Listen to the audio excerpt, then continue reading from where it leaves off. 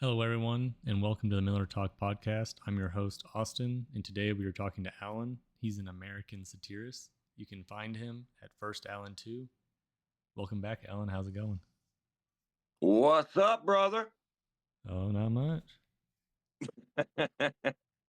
Oh man, I had such a good time last time. Yeah. Let's do it again. Mm-hmm. That episode did well. Yeah. How was he left it? I mean, I think I'm at oh I'm trying to think of the how many death threats, but um it's a few. It's a few. It's getting up there now. mm-hmm. I was trying to keep tally of them, but I don't know if you can count all of them as death threats though, because sometimes Mm-hmm. they're like they just wish you die, Yeah. I'm like, is that a death threat or is that like an Italian curse type of thing, Mm-hmm. It's just a passive aggressive death threat. I'm not going to Yeah, do it, yeah. but I Like I hope don't it know if I can happens. count it. Oh shoot. So did what do they do with what they're up to now? They keep going, is this what you voted for? All that crap. Yeah. And yeah, a lot of it is. I mean, I want the Mm-hmm. Epstein files released. I'm pretty fucking Yeah. pissed about that. Yeah. Like, Yeah, most of it I voted for. This is exactly what I yeah, wanted to happen. like, it's like, well, oh, the borders getting issued. I Mm-hmm. not having. It's funny they'll rant and rave about the um. Well, here, okay. So the Epstein files are a thing that's really pissing off conservatives, Yep. rightly so.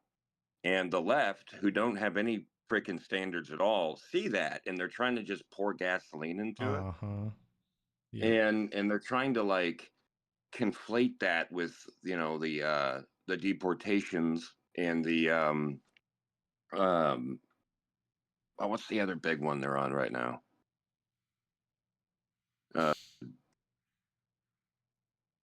Uh I can't even think. Oh, the race stuff. oh How yeah. we're taking away their um DEI crap. Mm-hmm. Yeah. Yeah. So they're trying to like tie that up into a knot and throw that in. And I'm even seeing, I mean, they're so good at it, dude. Like I'll see even big conservative accounts like accidentally retweet something Mm-hmm. from a leftist account, and then they'll Yeah. be like, "Oh shit," and they'll go back and delete it. Like, That's funny, you got to yeah. stay on your game, dude. Yeah.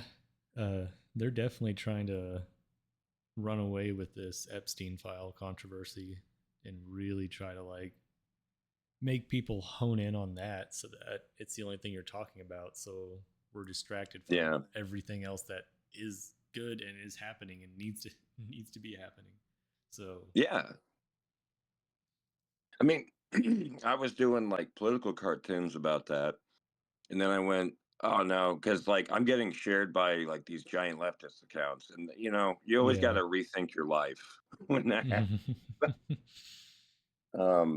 Because they're just they never stop planning. They always seem stupid. You go, man, that's stupid. Like 10 years ago, some guy came up to you and he was like, "Hey, man, uh, did you know there's going to be a giant controversy where men are going to think they're women and try to get into women's restrooms and bathrooms and try to get access to little kids?"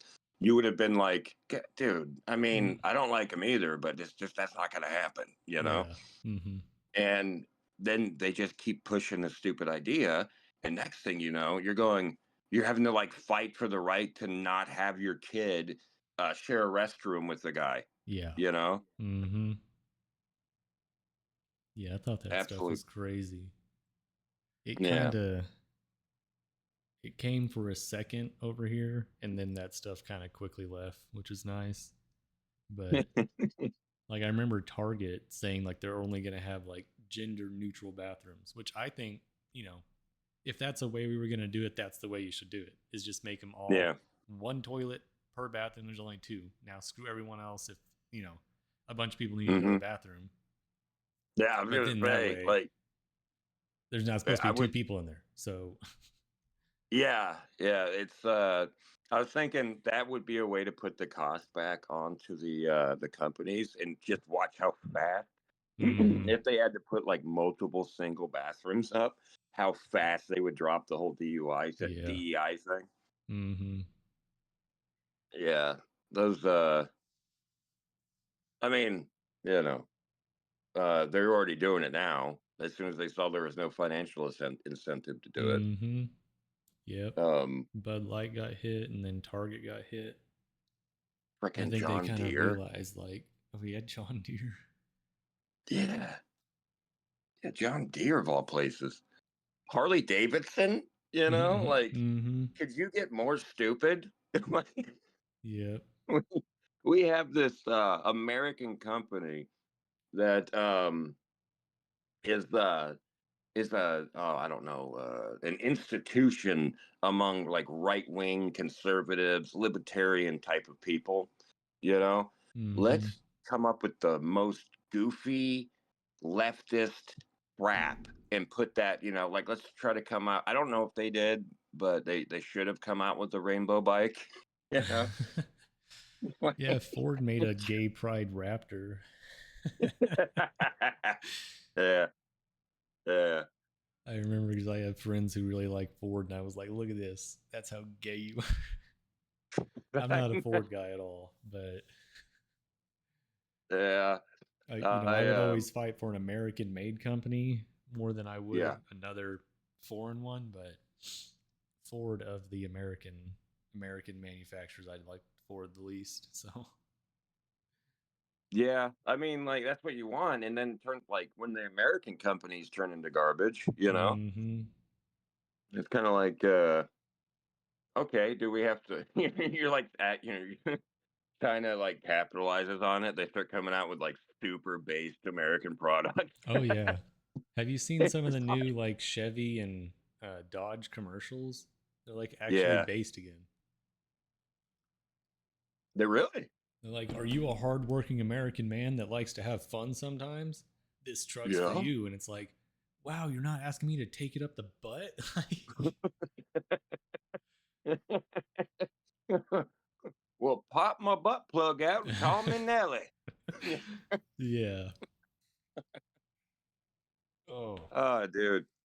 Yeah, I got recently like followed by I didn't even know these. I mean, I don't know how to feel about it. So they're gay Christian conservatives, Mm-hmm. right? And they're like, yeah, they just started following me and shit. And I'm like, I don't know how to feel about that. I mean, it's not that it's the gay, the thing. It's just like they can't be like real Christians. Yeah. Mm-hmm. Because it's pretty explicit. And yet I want to encourage Christianity, Mm-hmm. in anybody. And I think anybody can be saved. But I don't know, dude. Like when you start enabling them to twist the Bible to their own Yeah. functions, and then you wind up with gay pride flags flying outside of churches and crap, and then there's a woman pastor up there in a rainbow robe. Mm-hmm. Um, we're not playing, and then they stop saying, our Father. They say the Great Spirit in heaven, and it's like this isn't Christianity anymore. This is freaking playtime. Yeah.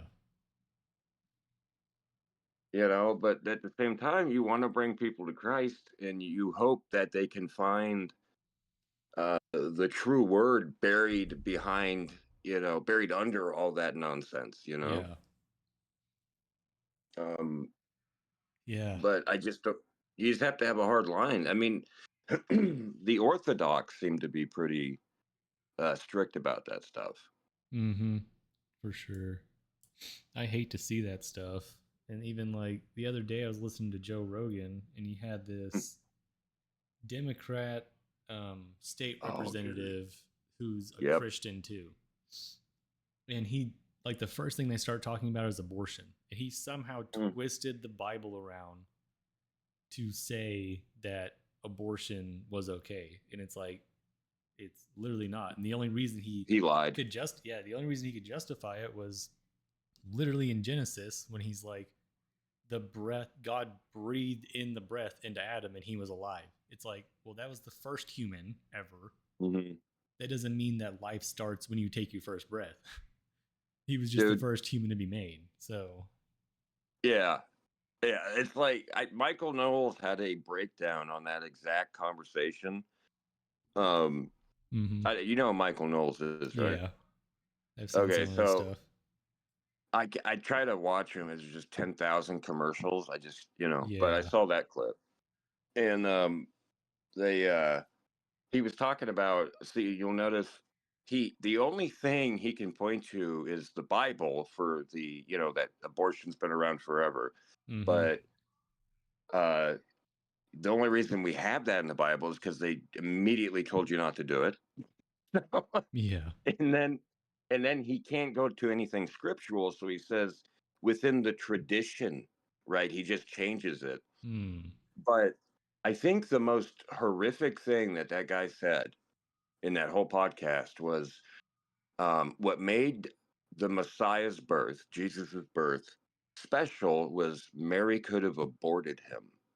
Hmm. Yeah. um Democrats have just lost the plot, dude. Yeah. You're not winning anybody over with that argument. Yeah. I have lots of conversations on X with people who are pro-choice or really more people that are pro-abortion. And Hmm. some of those conversations just get to the point where you're like, okay, you literally just don't care about human life. Yep. You will justify any reason to kill someone. Yeah, and they and then also they're over there against the death penalty.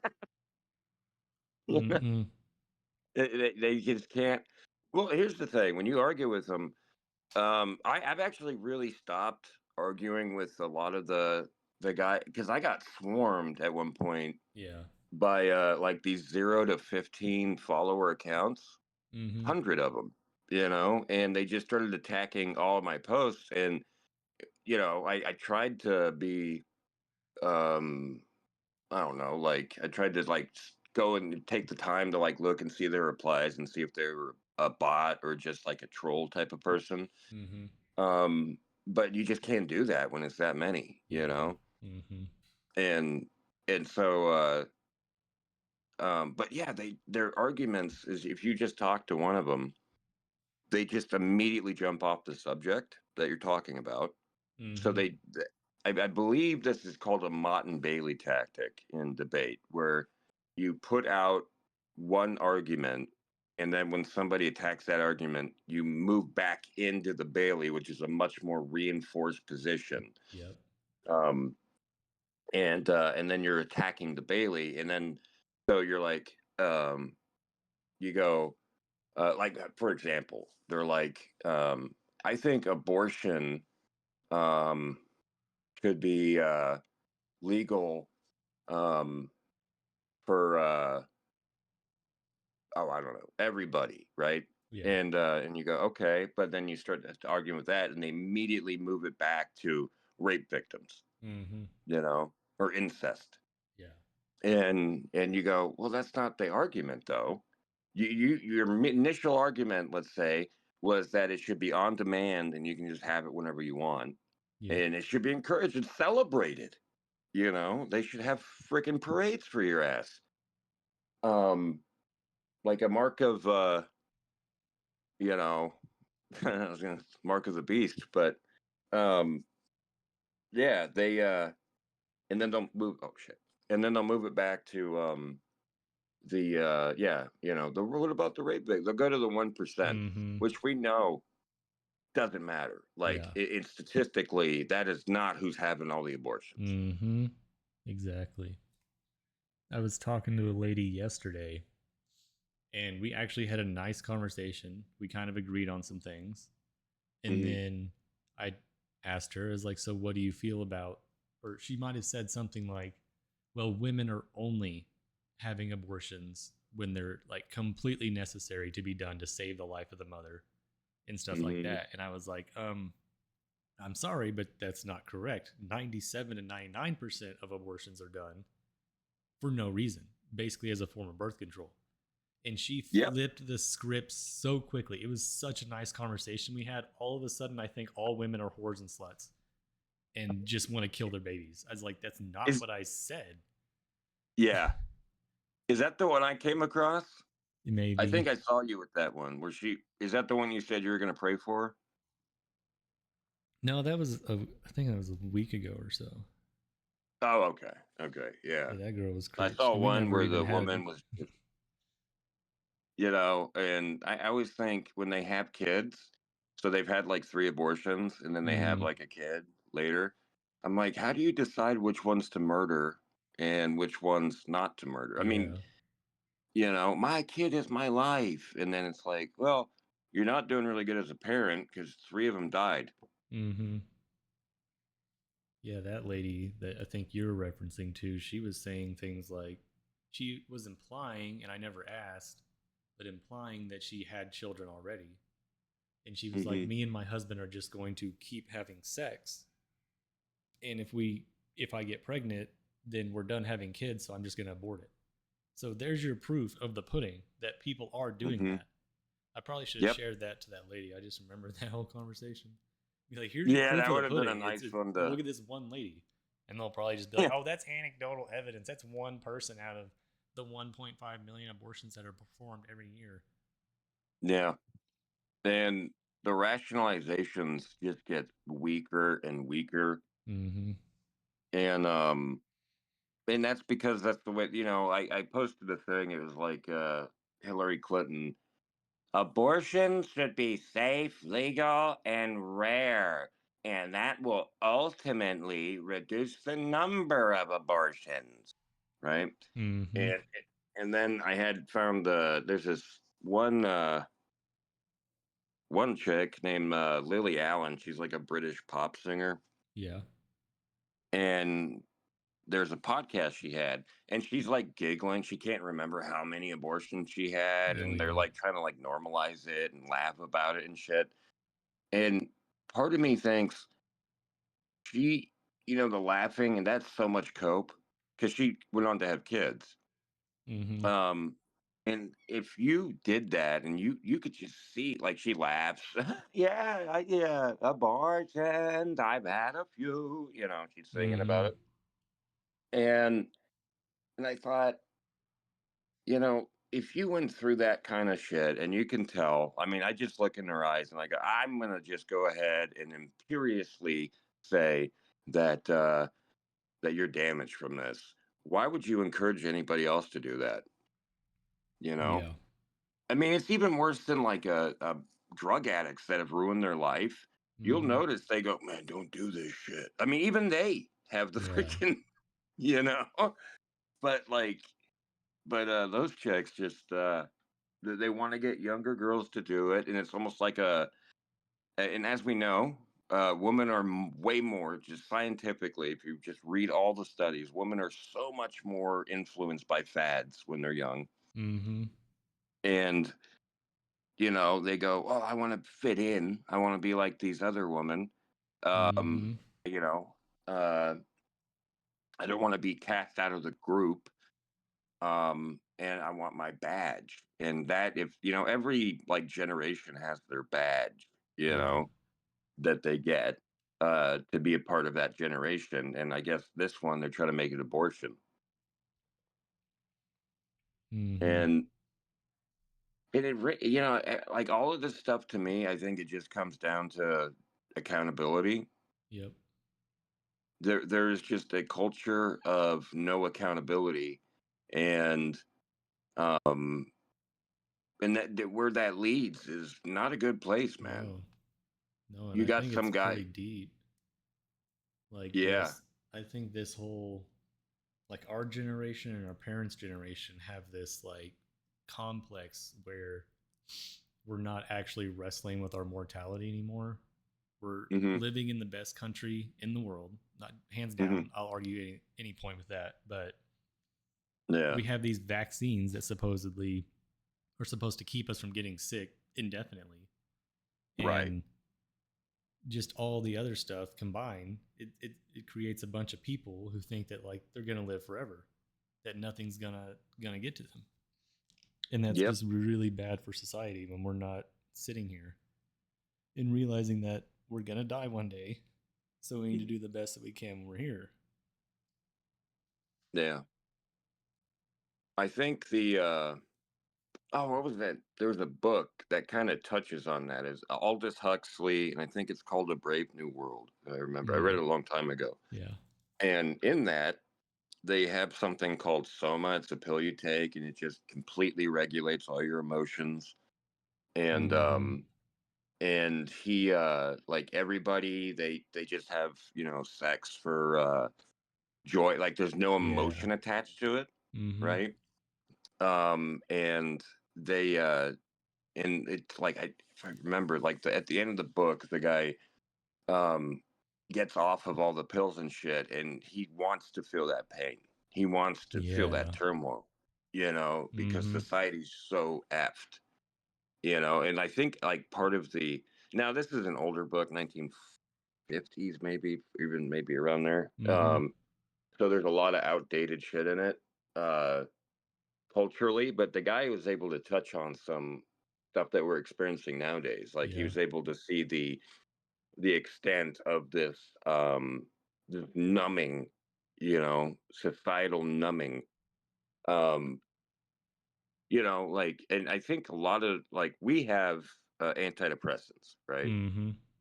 In the modern age, and Yeah. people act like because they don't get you high or there's like no immediate thing for them that they must somehow be benign, but Yep. they're changing the chemicals in your brain, Mm-hmm. and we know that's doing something. um and other generations had different things like drugs or alcohol. um I look at the it's funny, during the Bolshevik Revolution, Lenin went after the vodka industry because that was owned by the czars, and his main thing was like they're trying to keep you stupid and docile and blah blah Mm. blah. And when they had the revolution that hit Moscow, I mean, they say the anecdote is that they were walking in like the amount of vodka that they smashed came up to their ankles in the whole city. Wow. It was just I mean, it was so much vodka that they unleashed like a river of it. Mm. And he was like, "We're not doing that. We're keeping you. We're going to be thinkers and blah blah blah." And then as he started implementing his grand strategy, and people were like, "Hey, I have opinions," he reinstituted all of the old vodka distilleries. Mm-hmm. I mean, immediately, Wow. you know, um, because he realized that to do these things, I mean, to manipulate an entire population, you have to give them something to keep them from thinking critically. Mm. And Yeah. I mean, you look at like different societies that don't have any alcohol, they're like a Puritan type of society. Mm-hmm. um they're the innovators of the world. You notice Yeah. they're the ones coming up and building shit. Hmm. Yeah. I mean, Trump, he doesn't drink any alcohol or do any drugs. Yeah, I mean, yeah, almost all the presidents actually, it's very common for them to not drink. that Andrew. Yeah. I I mean, mean, there's a not Andrew. couple. Ulysses S. Grant. Excuse me. Yeah. I mean, most of our founding fathers were drinkers, though. Like the party they held after the Declaration of Independence, or was it like I bet after it was a rager. the first battle they won? But they literally drank like 100 gallons worth of liquor and beer. I can't remember. You can look up the list of just it. There was a list that they kept of just the amount Based. of whiskey, the amount of vodka, the amount of this and that they drank, and it was crazy. Yeah.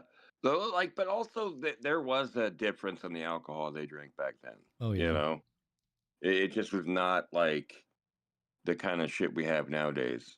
Mm-hmm. Um, I don't know. You know who Malcolm Gladwell is? It sounds familiar. All right. So he's like, I think he's Canadian, like half Canadian, half Jamaican. He's a big head. He's like balding in the front. He has crazy wild hair in the back. I think he's Mm-hmm. trying to. I think he's larping as a half Jamaican Albert Einstein, Oh. right? That image. But he, I like him a lot. He comes at stuff very critically, but then he just does woke shit. and he has no Mm-hmm. justification for it. Yep. And because he's so logical about everything else, it's Mm-hmm. very frustrating. Yeah, that's like where I'm Um, at with Joe Rogan. Like for a long time, I was like, this dude's doing a good job. He's yeah, attacking these things. He's attacking those things. He's having guests on that are really revealing the truth. And then yeah, Trump gets elected, and now like all he can talk about is illegal immigration, and his take on it is just so disgustingly liberal, and I yeah. just don't get it. Well, that's the issue, dude. We let eh, okay. So when we were going up, we as conservatives wanted any good public figure to represent the conservatives, right? We just Mm-hmm. didn't have them in the entertainment industry. We didn't have them on the radio. We don't have them. Well, no, I mean music, right? On the Yeah. radio, that was conservative central. That's where all the big conservative guys were. They had to sneak off to the airwaves, but Mm-hmm. um, to do their thing. Like, yeah, it always blew my mind that Rush Limbaugh. I don't think I ever saw him on a TV appearance. I don't think I ever saw him do like any type of like televised media. But the guy had like, I correct me if I'm wrong, like 10 to 15 million listeners on the Yeah. radio. Um, and yeah, anyway. So yeah, but they came in and we were so happy for them, right? We're like, yeah, we got like a media type of or an entertainment figure, a popular person back in the and they're not conservative. They looked over at the insanity of the woke and it was just like can't go that far. They're the people Mm-hmm. that go, you go like okay, so there'd be like some guy with a sign, abortion up until and after birth, and they stand next to you and they go, oh, that's fucked up, and you think, oh, this person is cool, and then Mm-hmm. then you hear him go, up till 8 months, you asshole, and it's like, oh shit, yeah, they're just not on board with what we want. I mean, Yeah. they're they're like, and then they come into the movement, and this is the thing that bugs me. They're basically leftists. They just got kicked out, Yep. right? Because they they committed a some type of heresy in the left movement, and they got excommunicated. And then the conservatives picked them up on the side of the road. They were hitchhiking, and they get in the car, and now they start wanting to like give the directions. They're like, "No, take a left here." And it's Uh-huh. like, "We're not going there." They're like, "I'm here now." It's like, Yeah. "No, dude, we're just gonna. I mean, you can ride, motherfucker, but we'll drop you back off." Uh-huh. It's kind of like Yeah. what happened with Elon Musk. Yeah. He's like, "Yeah, but I want these things," and it's like, "Motherfucker, you're not the president." Well, I'm Mm-hmm. gonna start the American Party, and and then he starts that. And he does a poll. Should we start a third party? And and you look at the people that voted. It's like some asshole from Serbia, a bunch of Russians. Yeah, Yeah. you know, like yeah. Good luck with that, Elon. Yeah. Yeah, I like Elon a lot for Me too. his companies and the technology and everything, but the politics stuff, like I liked the Doge, but it's like the rest of it, you can just keep it. I know. Well, he's big on the. He doesn't like the immigration thing, and it's like, dude. I mean, I get it. I could see why you'd have a personal stake in it, you being not American Mm-hmm. and all. Yeah. But uh, the reason that they wanted to go after that is because these are high level positions that are being taken away from Americans, Yeah. you know, and if we bring these people over and we train them up and we spend all this money building them up, I mean, I think somebody said it's to make a doctor, it's like $500,000, all Yeah. costs considered. Probably. Uh, yeah, and then and this is something that's starting to happen now. You'll see them uh, get trained up, and then they open their practice, and then they start sending fucking money back to where they came from. So we're not putting that money back into the economy here, right? Mm-hmm. And we're not getting a good return on our investment.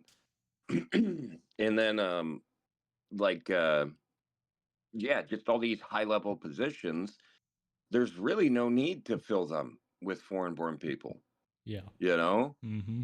I mean, it's like, but they want to come here. And it's like, well, what the fuck? Little Phil over there wants to be that position. I mean, why can't he do it? Yep. But he was born here, though. Fuck him. Mm. Yeah. Oh, what do you think about Ma'am Danny? Yeah. No thanks. I I cannot believe that. hate that fucker. He's so phony, dude. Mm-hmm. Everything about him rings of slimy manipulator shithead, you Yeah. know? Mm-hmm. Like every clip I watch of him, it's so performative. Like he's over there eating the rice with his hands, and he's just like, "Yeah." So anyway, what we need to do is be like the people. Like he's like LARPing as a socialist Jesus figure. I've noticed. Mm-hmm. He was probably hate reading the Bible, and he's like, this guy really was good at convincing people. I'm gonna like I'm gonna steal his methods, and I'm gonna like get rid of the whole the good part. Yeah. And Yep. I'm gonna use it as a manipulation tactic. Mm-hmm. Yeah, there's a lot of people that do that, like Hmm. Kim Jong Un. Like Yeah, he changed the Bible and stuff to make all of his, all his people think that like he's the second coming of Jesus. That he is yeah, God. So, yeah. Well, I mean, and they believe it. mm-hmm. I I mean, mean, maybe they do, maybe they don't, but it doesn't matter if they do or they don't. well, So, that yeah, I was about to say. Like, I've been watching these like videos of these people that escaped, and they're talking about it, and they're like, it's not even that you don't believe it. It's just sometimes you go, it's like it'd be the most ridiculous thing. Like like, I heard one woman talking, and she said, she goes, when I was in like elementary school, they said there's a story of King John, and the teacher says, um, uh, 1 plus 1 equals 2. And Kim Jong said, but if there's two raindrops and they merge together, it's one raindrop. And the teacher started crying because it was such a beautiful realization on his part. yeah. He's a genius, And Mm-hmm. the and the girl's like, well, that's stupid, Like, she's, but she's like, you just don't even have that thought. Like you Mm-hmm. immediately banish the thought, and then you feel ashamed for having the thought. And the shame is protection, like protecting Yeah. yourself. Um, yeah, they got something's working over there though. They're the longest running one, I think. Yeah, I think they're just because of the Russia war. Russia's really propping them up because You think so? they're sending troops over there and like they're fighting on the front lines, and then they're Yeah, whatever that puny was. amount of munitions they're making, they're giving them. Even though Biden, Oh, Biden was all like, North Korea, if you go and give them anything, we're it's gonna be bad. And then they did, and he literally didn't even say a thing again about it. Like, yeah. Well, you probably saw their performance on the battlefield. It's really tragic. So yeah, a lot of them they don't actually are have. like defecting. Some of them just go AWOL. Yeah, they're like, holy shit! Yeah, Yeah. it's like you let us out, you fucking moron, and they just start running. Mm, Uh, but no, the truth is they're like super loyal. What I've been reading, and and the Russians, there's just a bad communication issue. They're not trained yeah. for like modern warfare at all. Mm-hmm. And so what the Russians are doing is they're sending them in. This is fucked up. They're Yeah. sending them in to draw out the drones Mm-hmm. from the Ukrainians, and then they can shoot them down. And there's videos you can find of these guys just walking in a formation out in an open field, and then the Ukrainian drones come in and start mowing them down, and they just kind of don't even know what to do. They just kind of stand still. They lie down on the ground when the attack's coming from above, you Yeah. know, and and then the Russians are able to take them out. So they're using them as like human decoys, Mm-hmm. um, which is really fucked. Like, Oh yeah. you know, I think methinks there's some war crimes going on over there. Probably. I mean, the drone warfare is just like when we introduced the shotgun into World War II or World War I. All Yeah. of a sudden, the Germans were like, "No, you can't do that. That's a war crime." And it's like, bro, y'all have been using what was it, the nerve gas and everything Yeah. on every, but we come into the trenches with a shotgun, and all of a sudden we're crying war crime. I know, not fair. It's like when your brother figures out like a way to beat you in the like Mortal Kombat. You can't do that anymore. Yeah. Dude, that reminds me of when my brother and I used to play Age of Empires. Um, he couldn't play the Spanish anymore if we had a C map because he fucking he was so good with them, and they had such bonuses at sea. I was like, all right. I mean, I'll play with you, but you can't be the Spanish. Yeah. Oh man. But so I guess that's kind of the way they think about it. I wonder if it is that fucking juvenile. We have like these 50-year-old grown men, military hardened leaders, that fucking juvenile. Not cool, man. Mm-hmm. They're just up there acting like they're playing a fucking video game. Yeah. Yeah. And that drone warfare, that's something that's so new. Like, this is, I mean, the first conflict where it's been widely used. And it's just crazy. Yeah. If you see any of the videos, I had to quit watching them because it's just awful, awful. Yeah, it's horrible. The ones I see are usually blurred. I Mm-hmm. try to like I was reading about the cartels, Yeah. and they have all those like gore videos, but I don't want those fucking images in my head. Mm-hmm. And so there's like one guy on YouTube, I think his name's like Disturbed Reality or something, and he something like that. But he covers these cartel wars that are going on in Mexico. Mm-hmm. And he kind of does it. I think his hook is like, oh, here's uh I don't know what they call them, like a terrorist video where they got a guy from a different gang, right? Yeah. And then they horrifically murder him on video and shit, and then put it online. And he uses those to kind of paint the story of the whole gang warfare going on, right? Yeah. Um, and he'll give the backstory on why these gangs are fighting and all that shit. And I can tolerate that. I can tolerate the description. I don't want to see any fucking pictures of it. I don't.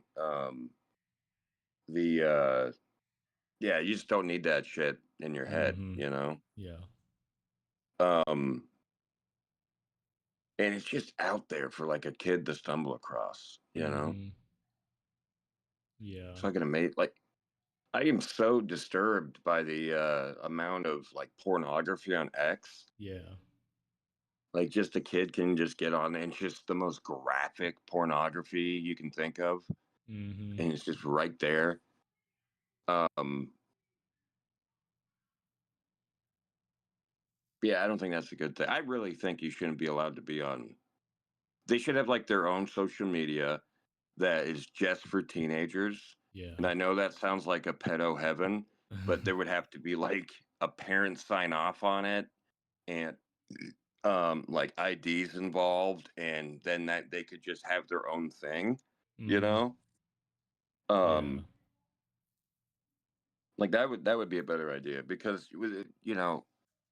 like just think about that in real life. You just would not allow like some 30-year-old dude to be talking to your 12-year-old. Like if you're Oh just on yeah. the street and some 30-year-old guy walks up dressed as a woman and he's like, hey there, but well, if you're a leftist you might, but Mm. normal people Yeah. wouldn't allow that. And but online you don't know, he's got a picture of like a bunny as his profile picture and he's just, hey, what do you like to do? Ugh. Yeah. And yeah, we just wouldn't allow it. But like a lot of parents, oh, I put the safety feature on, so Mhm. everything's good. Um, like, dude, I remember when I watched when I was like I think 11 or 12, Saving Private Ryan uh came out on video, I think. And my friend's dad was just back when Blockbuster was a thing. And my friend's dad got he rented the VHS of it. And I went to stay the night at his house and they watched it and we had to like go play outside and shit. I mean, his dad, and his dad's friends and shit.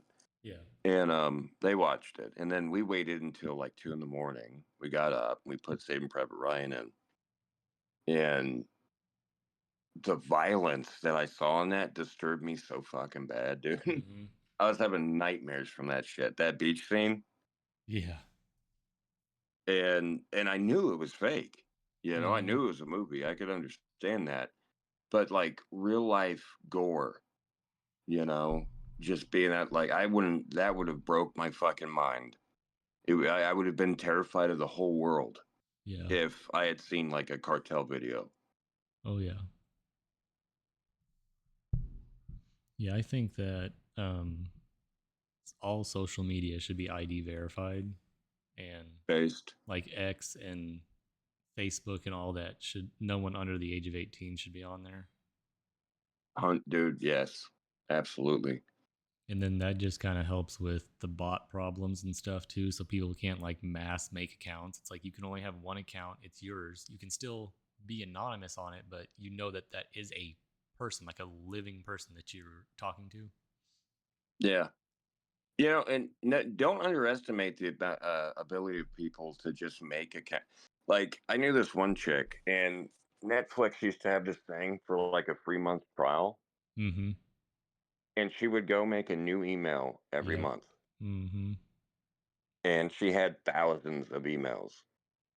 I mean, just for different things, and then she had like a little note app on her phone where she would go, okay, I got this emails attached to this shit, right? This might be a Yeah. thing, and I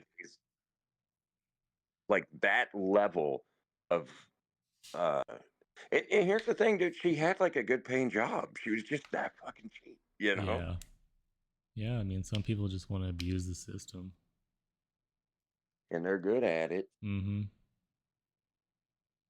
Yeah, I'm not a big fan of I remember when I was like 18 and shit, I would like rip movies off of Pirate Bay, Yeah. you know? Mm-hmm. And at some point when I was like, I don't know, 20, I just felt super guilty. I mean, I wasn't scared of getting caught or all those threats and shit Yeah. didn't bother me. But I felt bad about it because I'm like, man, I'm ripping off movies I like. Mm-hmm. And and then it occurred to me that I'm taking away like whatever incentive these people have to make good movies, um, to release good movies. Yeah. So I started paying for it, and then it turns out that yeah, I probably crashed the market or something because Mm-hmm. like all the movies I like, they don't make them anymore. You know? No. No. When I was a kid, before Spotify came around, I used to download all my music for free. And now I pay for Yeah. Spotify, but because it was Oh just yeah. back when it was like really the only way to download music on your phone was to like purchase Yep. songs per song from the Apple store. And it's like I don't want to Yep. pay, you end up paying like $300 just to get like two or three albums worth of music. So, Yeah. Yeah. I just use like YouTube Music. I think. mm-hmm. Yeah, it is YouTube Music. Um, and I th- I think they got like everything. You ever notice that? Like when you like remember a song that you're like, oh, I liked that when I was a kid, and then you try to find it, and just for no fucking reason, they don't have it available anywhere. Hmm. I hate that shit. Yeah. Yeah. I have. There's this.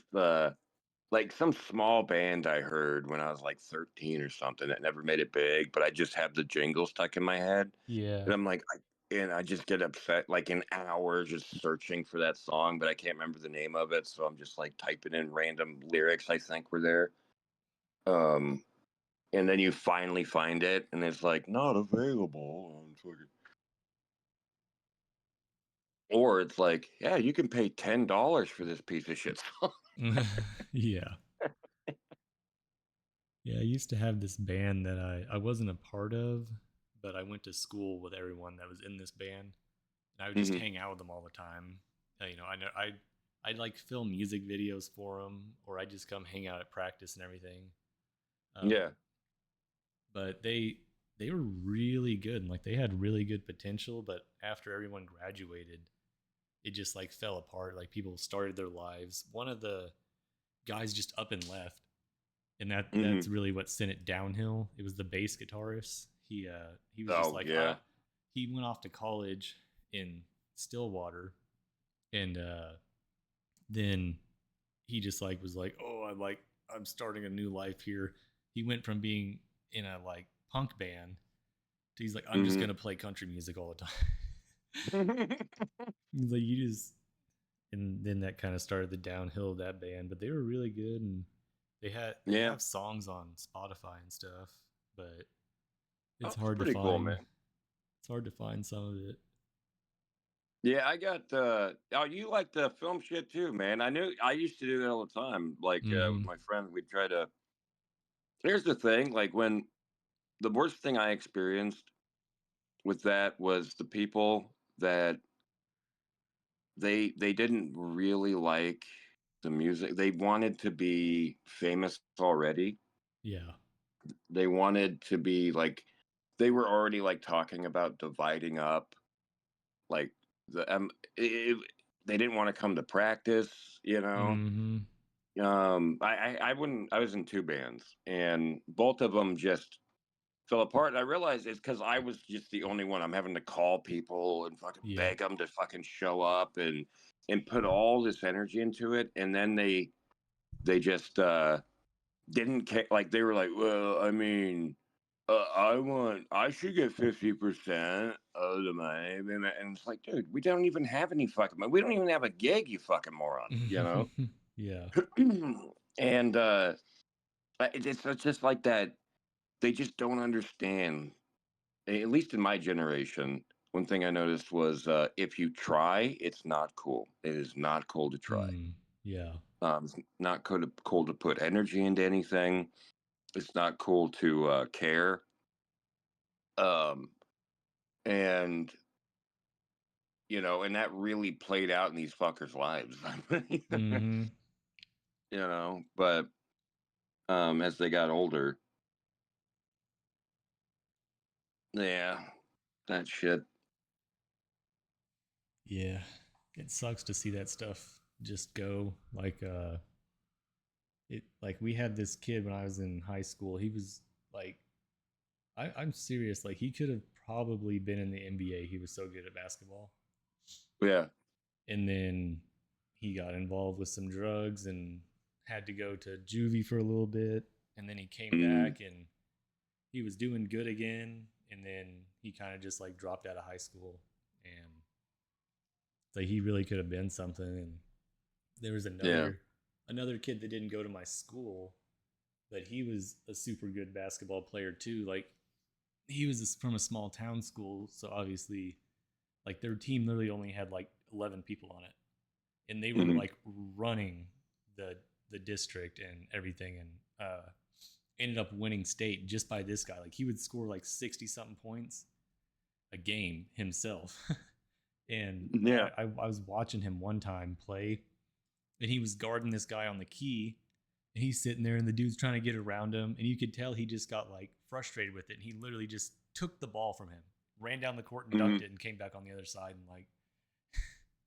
But he ended up, his That's dad was base. like a D1 college athlete and did really good there, and so that was his Hmm. coach. And as soon as high school was over, this dude, from the time high school was over until his college tryouts because he'd already signed on. I can't remember which college, but he'd already signed on to a college. So once his Yeah. first like practices and full tryouts and stuff happened, this dude had gained 200 pounds, and he was like 350, big old fat guy. Just Not like because his Shaq though. his dad like drilled him so hard, like this is what you're gonna do, and he was really good at it, but I guess it just wasn't what he wanted to do. Yeah. You know, that reminds me of like when people are just so naturally gifted at something, Mm-hmm. and then they just have no interest in what they're gifted at. You know, Yeah. there was this kid like in the 30s. He went to either Hart like one of the very prestigious colleges like Harvard or something. Yeah. When he was 14, right? Mm-hmm. And he passed through all those ranks. I mean, he was just a genius, but he didn't want to do any of that. And like, so they gave him like some book company was like, we don't even care what you write about. We're going to give you $1 million and you write us a book. We don't even care what it's about. Mm. And he went, okay. And so he graduated college and he took that million and he just traveled across the country on trains.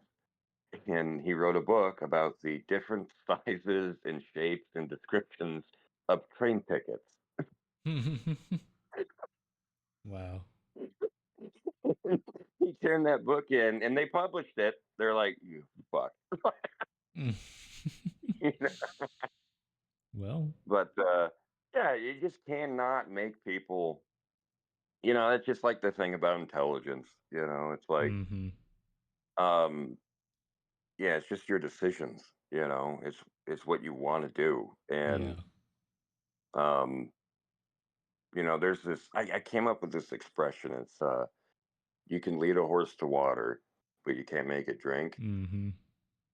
And I thought it was pretty good. I'm gonna think about spreading that one around. But and I got this other one.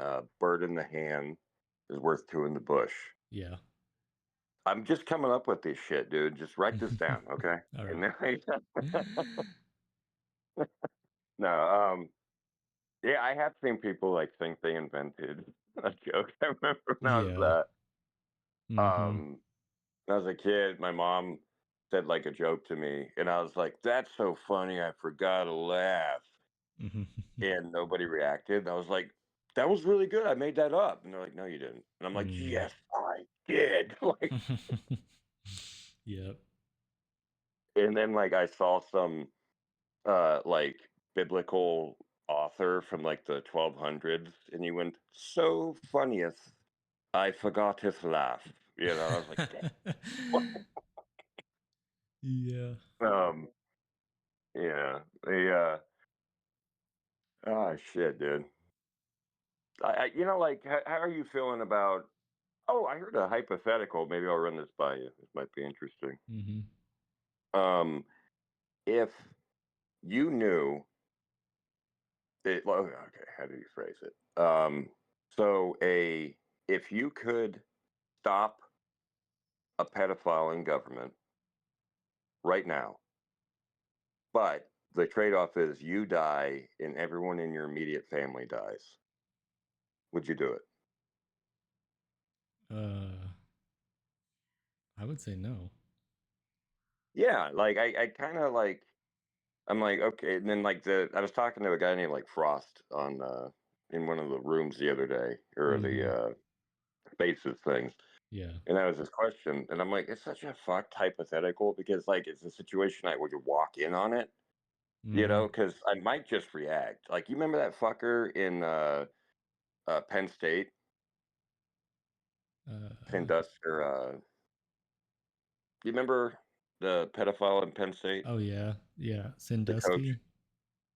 I That feel like him? it's Sandusky, but I don't want to like. I feel like that's also the name of the town in Black Sheep. Mm, Uh, yeah. Sandusky, Ohio. Mm-hmm. Um, the yeah. So that coach, the other coach, he walks in on a one of the coach that got busted. I can't remember his name, but he walks in on that guy molesting a 12-year-old, and I never could find out like what happened, how he reacted to it. Like Mhm. I just can't imagine a grown man just not reacting with fucking violence Yeah. at that. Mhm. You know, like that would be now obviously you reported it and shit, but I Mhm. just can't imagine walking in and being like, "Oh fuck, well I'm telling," you know, Yeah. like Yeah. it would be immediate fucking violence, you know. Mhm. Um, yeah, so I was thinking if it's a situation like that where you walk in on like some powerful person doing that, Mhm. you wouldn't even be thinking about the consequences, you know? No. Yeah, I wouldn't care. Um, yeah, but then if you're like thinking about it and they're like, okay, we're gonna kill your whole family, it's like, well, I'm gonna do. I mean, I'm a pretty vengeful fucker, so I'm gonna like find a way to get back. I'm gonna just be as covert about it as I possibly can. You Mhm. know, like I Yeah. remember I was talking to this guy and he was bragging about this. He there's this guy we both work for, and this is his son, and he oh yeah, he worked for his dad. Excuse me, that was a weird way to phrase that.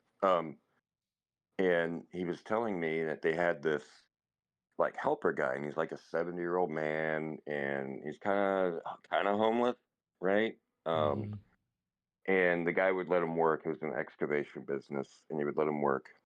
Um, and he wasn't really good at anything, but it was kind of a charity thing. And this guy, and we'll call him Bruce. So Bruce um, goes up to Johnny and says, "Hey, here's like $10. I want you to get some Dr. Peppers and two beers, right?" Mhm. Um, and he goes, "Okay." So he goes to the store and comes back to the work site, and he got a 6 pack of beer and Yeah. two Dr. Peppers.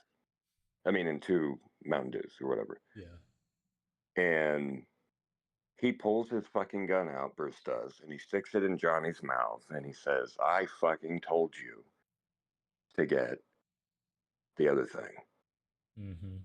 And Johnny starts crying, and then he pulls the gun out and walks away. And he's bragging about this, and I thought, if you fucking did that to me, I would go through the rest of my life to fuck up your life. Mhm. Like, you know, I mean, I would not upset. I would fucking find you with a baseball bat. You know, Yeah. you stuck a gun in my mouth and did that shit, and yet you're out here like bragging about it. You Mhm. know, Yeah. um, If you I did that to me, usually you can. better hope I'm not carrying, cuz Yeah, yeah, it would be fucking over, dude. Like we'd both be dead, or you'd just, you Mhm. know. But like it was such a fucking shitty thing, dude. And you're not gonna believe this shit. But this guy was a leftist. He was well, he was a libertarian Marxist. Yeah. So That makes sense. yeah. Yeah, which I don't even get how that works. Libertarian. We want no government, basically. Marxist. We want to control everything with the government. Just makes no fucking sense. Mhm. I don't yeah, there's some people that just get these wild connotations and like they think they have just like the most unique take on the best way to run humanity. Hmm. And it's like go read a history book and you'll figure it out. You know who they are? They're the people that watch someone else succeed, and they just Mhm. are so fucking jealous, and they can't do it themselves, so they cope and they go, you know, if I wanted to, I could do that. Those are those fucking people. Mhm. They have like no ability, but they just walk around going, you know, if I really tried, I could do that, but I just don't want to, Yeah. you know. Yeah. And yeah, like That's where that. a lot of socialism comes from. Like I cannot believe these people. You cannot like you can get them to agree that like Hmm. tax dollars are not spent correctly and not spent on things that like they want and things that they don't want. Yeah. So you can get them to agree on that, but then it's like, okay, so maybe we should quit giving the people that are misspending your money, quit giving them the money.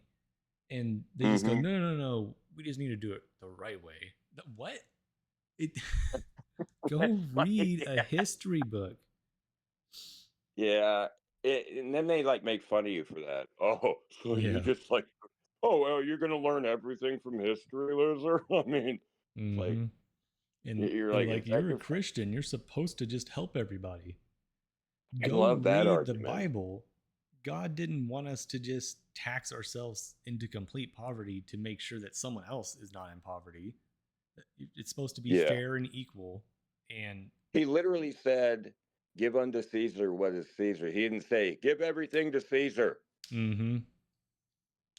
Yeah, they I just really get annoyed with those people that take the Bible and just it's almost like they've been doing it all of history. They take Jesus's Yep. words and twist them to their own uh, purpose. And there's a Bible verse that says, "Anything you take from this testament will be taken from your rewards in heaven, and anything you add will be added to your punishments in hell." Mm-hmm. And they're just like, "Well, that's obviously not me." Mm-hmm.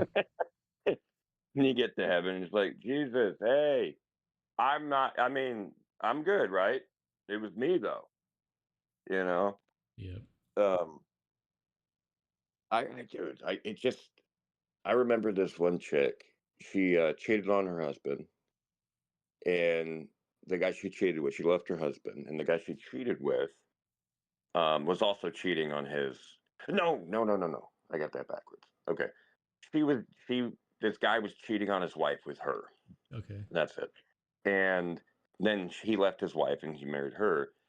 And then a few years later, he cheated on her and left her Mm. and married this other woman. And I Crazy. remember her cope. I mean, I felt bad because I was like, well, this is a human being. And just, like when a woman does that, like fucking like deep sob that comes out from like the Mm-hmm. bottom of their soul and shit, it's really fucking sad, you Yeah. know? And I'm like trying to comfort her, but at the same time, but like I just remember her going, "It was me though," and I thought that is the most fucking felt like the most narcissistic thing I like type of thought, you know? Mm-hmm. It was me though. Like, yeah, you're a fucking human being. Bad shit. I mean, once you get to a certain age, you just realize all of the bad shit that you've ever seen happen to anybody else can happen to you, Yep. you know? Every single bit of it. Um, so like if I make fun of a situation, I'm not saying, "Oh, I could never go through something like that." You know, it's Yeah. just you just acknowledge that yeah, that all of it, every bad thing can happen to you, Mm-hmm. and then like, I mean, yeah, yeah, you just wind up in situations in life where you're like, man, I thought this only happened to bad people. Fuck. What? Yep. um, Yeah. A lot of people in this country make it a long time without anything seriously bad happening to them. mhm, And Joe Rogan says it a lot, but it's like the worst thing that's happened to you is the worst thing that's happened to you. That's about all you can perceive. So when you're mhm, a kid and you're playing with your basketball and it somehow hits something and it pops, that's devastating to you because that's your favorite basketball. You love playing basketball. yeah, But then you get older and you realize that wasn't as bad. But a lot of mhm, these people, they just don't, they make it well into their 30s or 40s without any serious things happening to them. So they misperceive what it's actually like to go through those struggles, and some of them overdo it. mhm. I think. Yeah, I would say it comes like I've always, and I'm not bragging, it's just the way my brain works. I've always been super interested in other people, Mm-hmm. and like, so I watch and I would see the bad thing happen to them and I would kind of experience it with them. Yeah. And so I just had this understanding because my dad like broke his neck when I was 5, and as a Mm-hmm. kid, I just watched him suffering, my hero, you know, Yeah. and so I just understood that just bad things can happen, you know. Yep. Um, in one way, that kind of helped me, you know. I mean, like, sure, I got a lot of fucking neurosis along with it, but Mm-hmm. I just I felt unless my head disappears up my ass, which I'm capable of, I'm usually trying to keep that in perspective. Yeah. You know, like it can always be worse. Mm-hmm. Um, Yeah, I'm always stuck between it can always be worst and things are actually pretty good. yeah, yeah, that's Ugh. a good mode, dude. That's like a good put that in like the third gear and just Mm-hmm. cruise. You know. Yeah. Because you sit here and you just think of all the things that are like that are good, and a lot of people just pass it by. Just the fact that I have running water in my house and I can control the temperature of it, or I can get Yeah, ice and I can get a cold drink. Not even just the fact that I have clean, drinkable water. I can have it cold where it tastes better. But yeah, and you just think of like 90% of the world has no idea what that experience is like and never will. yeah. I went through like a similar thought with just recently here the pump thing that drains the washer machine Mm-hmm. um, on my clothes is like busted. So Yeah. I have to manually drain the washer into a big old bucket. Mm-hmm. Um, and I'm sitting there waiting on it. I'm just like fucking pissed, you know, Yeah. like waiting for this thing to just drain out so I can go dump it. And I thought, you know, like literally, there's people in the world right now that have to wash by hand, you know, Yep. like There's some and people that so don't I'm sitting have there like, like other sets of clothes, so they only wear one and don't even wash it. they're standing, they'd be standing there naked while their clothes are washed. Yeah. Yeah. Um. Oh man. Yeah. Yeah. And I don't think, sometimes that shouldn't take away from like, yes, a bad thing is happening to you. And Right. you should just sit there and be like, oh, well, it could be worse. Like you should probably still do something about it. And you can still feel bad about a bad thing happening to you. But when we take a look at the country as a whole, it's like people aren't doing that bad here. And yes, we have a lot of bad problems that are going on, but if we just focus on them and quit trying to say Mhm. that like it's the end of the world, nothing can fix it. It's like it can be fixed. So Yeah. we have to remember things are worse in other places, but here there's still some bad things that are happening. There are some pretty bad things, but Yeah. And it's all about that, you know, perspective. mm-hmm, And I do find that can be used as people like when they just don't want to deal with your shit or be mm-hmm, like, you know, there's other things going on. I really hate that argument because it doesn't like when you're in the middle of a struggle or something, and someone's like, you know, in Africa, they have it just that doesn't help, yeah, you know. mm-hmm, But if you can do it, like I find that if I can be the one to tell myself that, it mm-hmm, helps a lot more yeah, than if somebody else does, because then I just resent the fuck out of them. You know, like I think that you should like there should be a law that if you're like having an argument with your girlfriend or wife and some fucking asshole walks up and goes, trouble in paradise, mm, that you could fucking punch him in the face, yeah, you know? Like that should be like mandated. Like yeah, he's like, trouble in paradise. Oh, I didn't mean to say that. And he just, pow, pow. They're like, all right, you got 3/4 of it out. So I mean, you know, fuck you, buddy. Yeah. yeah, You ever, you ever see those Canadians?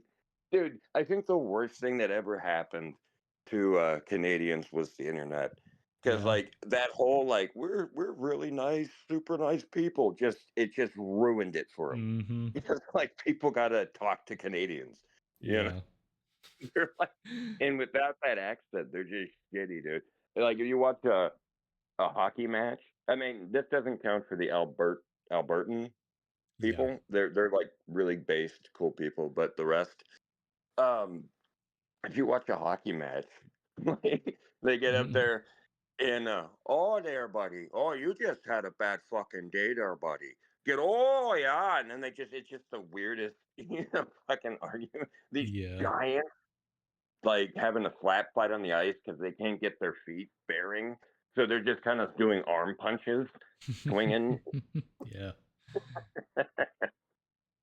Uh, Yeah, hockey's uh, like the last sport that still allows people to actually fight it out. Like they definitely don't allow it in the yeah, I mean, NBA. It's kind of all right in the MLB, but in hockey they just like go sit in that penalty box for however long and then you get to come back. yeah, Everywhere else they're like you don't get to play the rest of this game, or sometimes like you're banned for a week from playing. or life. Yeah, like in Mhm. hockey, the ref is walk, or I guess it's a ref, right?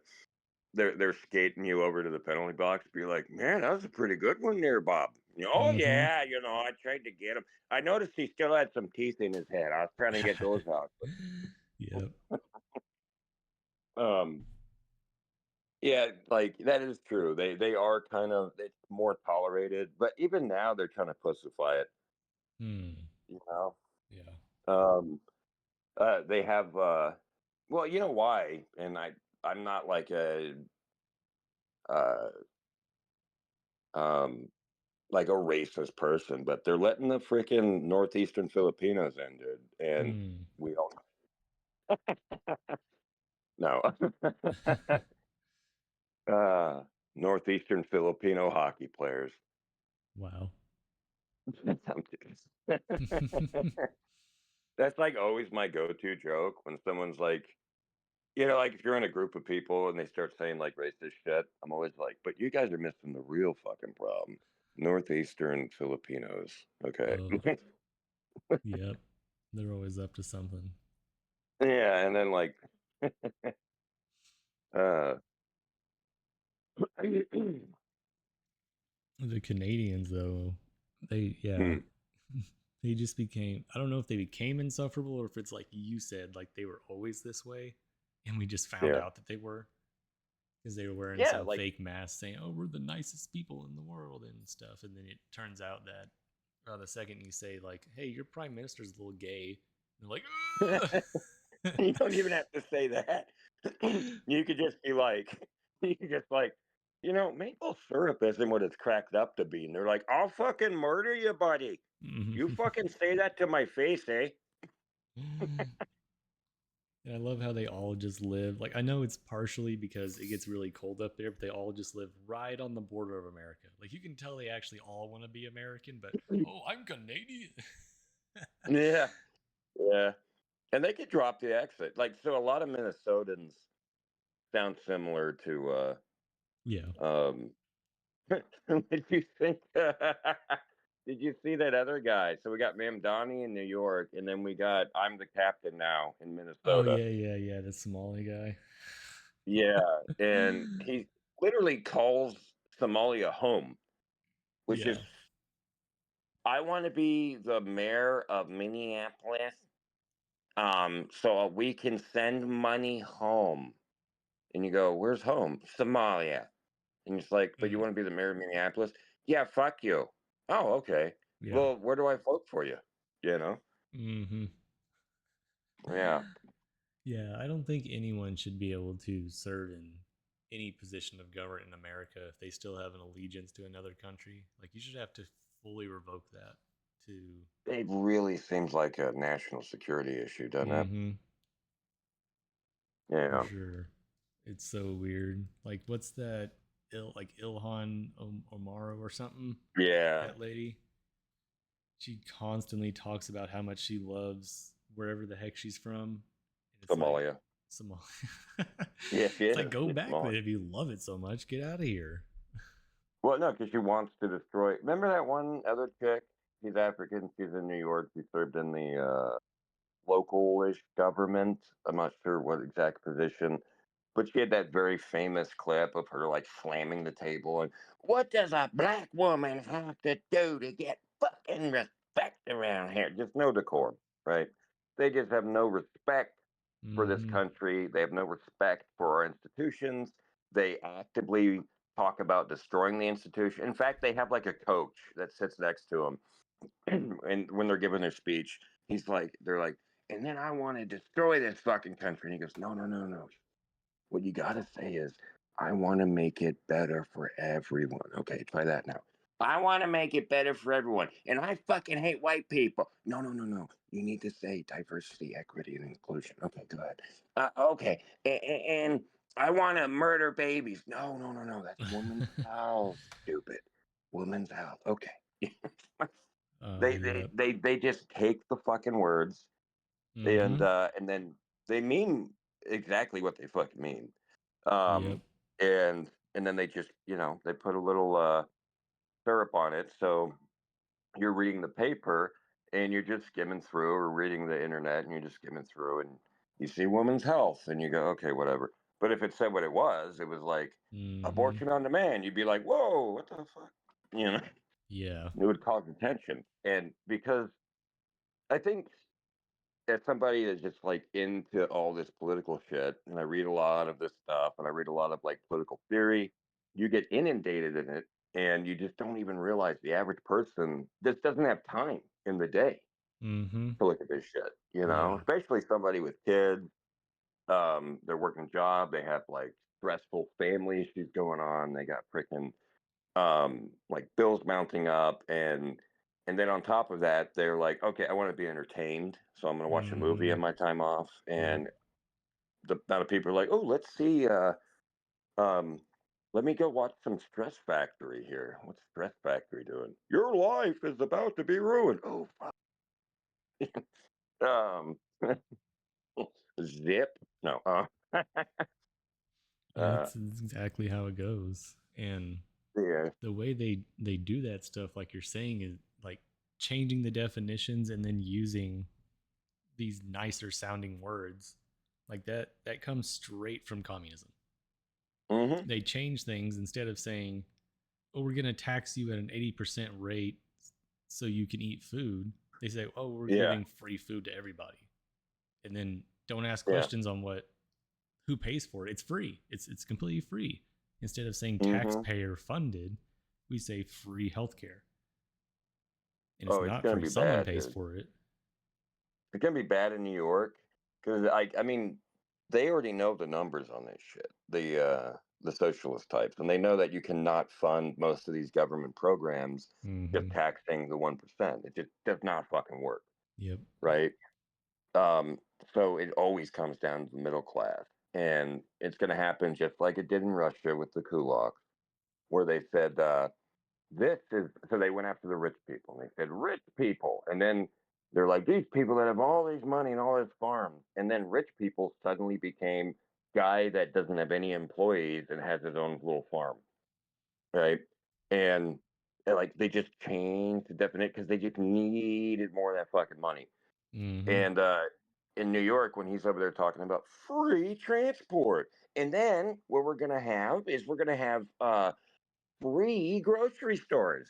And then and these like middle class people are watching, and they're not very like into politics. I really hesitate to call like millions of people that fucking stupid. I think a lot Mm-hmm. of it has to do with ignorance. A lot of it has to do with like peer pressure, Yeah. um, and wanting to fit in.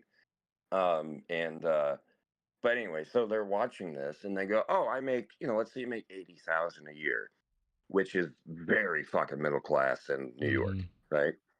And you go, "Okay, so this is going to help me with my kids. Oh, we get free transport. I don't have to worry about, that'll save me 20 bucks a month or something, Mm-hmm. And and then the grocery store thing, government owned grocery stores. Okay, perfect. That's going to help with these grocery prices to feed these kids." And they're like, "But these fucking rich people, dude, they're just the ones getting it. And they're voting for this guy. And they just don't even realize that when they walk up and he goes, and the rich people, and he's pointing at them, and they start looking around. They're like, where? Oh, Mm-hmm. fuck. Mm-hmm. Like it's a very, it's gonna be very fucking bad, dude. I feel if he wins, I think there's gonna be like a massive flight from Oh yeah. New York, and because they know this, wherever they implement these type of socialist policies, People act like it's just the billionaires that run away. No, it's the middle class that Yep. runs away because they're always the ones.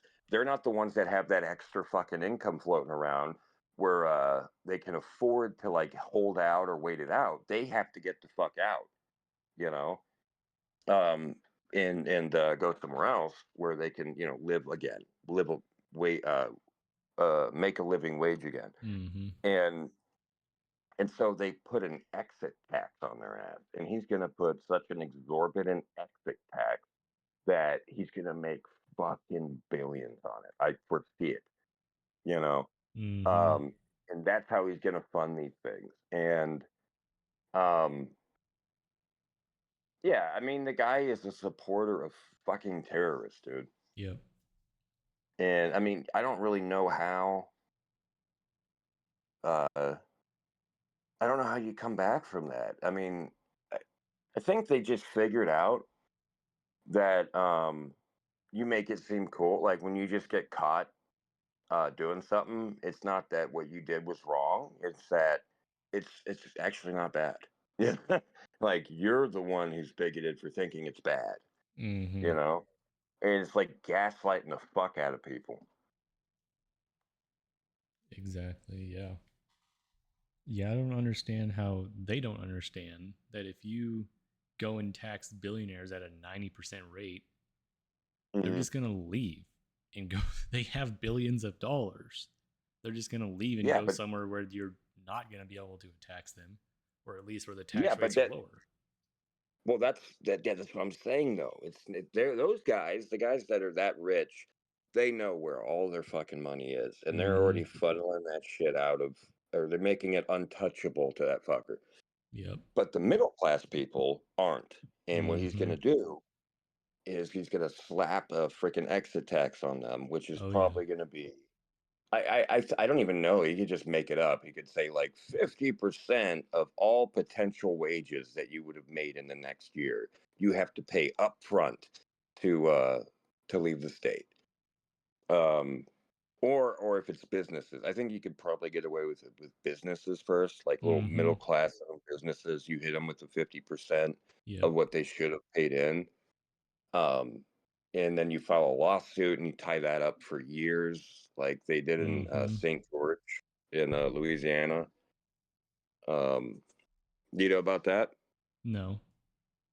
Okay, so they wanted to make their own school district in, I think it's Baton Rouge, if I'm not mistaken. But they want to make their own school district in Baton Rouge because they were doing all that DEI shit. And in Baton Rouge, they blocked it and they said no. And so they were like, you'd have an easier time making your own city than you would getting your own school district. And they went, okay. And this is all the way back in like 2010. Uh-huh. And they fought it, and they made their own city. It's called St. George, and they took a third of the population, which was the wealthiest population of Baton Rouge, and people called it racist, and they fucking came out with all the slurs they could. They would just fucking slurs at them as they walked by. It's like a Yeah. black guy walking by, and they're like, "You fucking bigot," and then they look over, and it's like a homeless fucking white dude. He's like, "What? Yeah, you racist." Um, so they did that, and then they're still blocking them, and they're suing them because they said, "Well, there's like 50. Oh gosh, I wish if it's either millions or billions, but it's like 50 million or billion that they're taking from the county slush fund or Mm. the city slush fund, and Yeah. so they're suing St. George for that." They want, and they're really just trying to bankrupt the new city is their whole goal, and they're Yep. tying them up in this inflation. But these people are fucking based. They're so based, dude. Mm-hmm. Um, yeah, you would acknowledge that. You'd have to acknowledge it. I think it's like 64% white. That is St. George now, but I believe it's into the 20% of black. Yeah. So it's not like it's pretty proportional population numbers to the rest of the country. Yeah. Mm-hmm. Um, and yeah, they're just fighting them, and that's what they're going to do. They're going to I forget what it's called, like paper terrorism, you know, uh, litigation, uh, assault litigation or something. I don't Yeah. know. And then they just try to tie you up like those sovereign citizen fuckers. Oh, Oh. you know them? Yep. I don't You ever know. I met don't any? know one personally, but I know of that whole movement. Yeah, I thought you were gonna be like, I am one.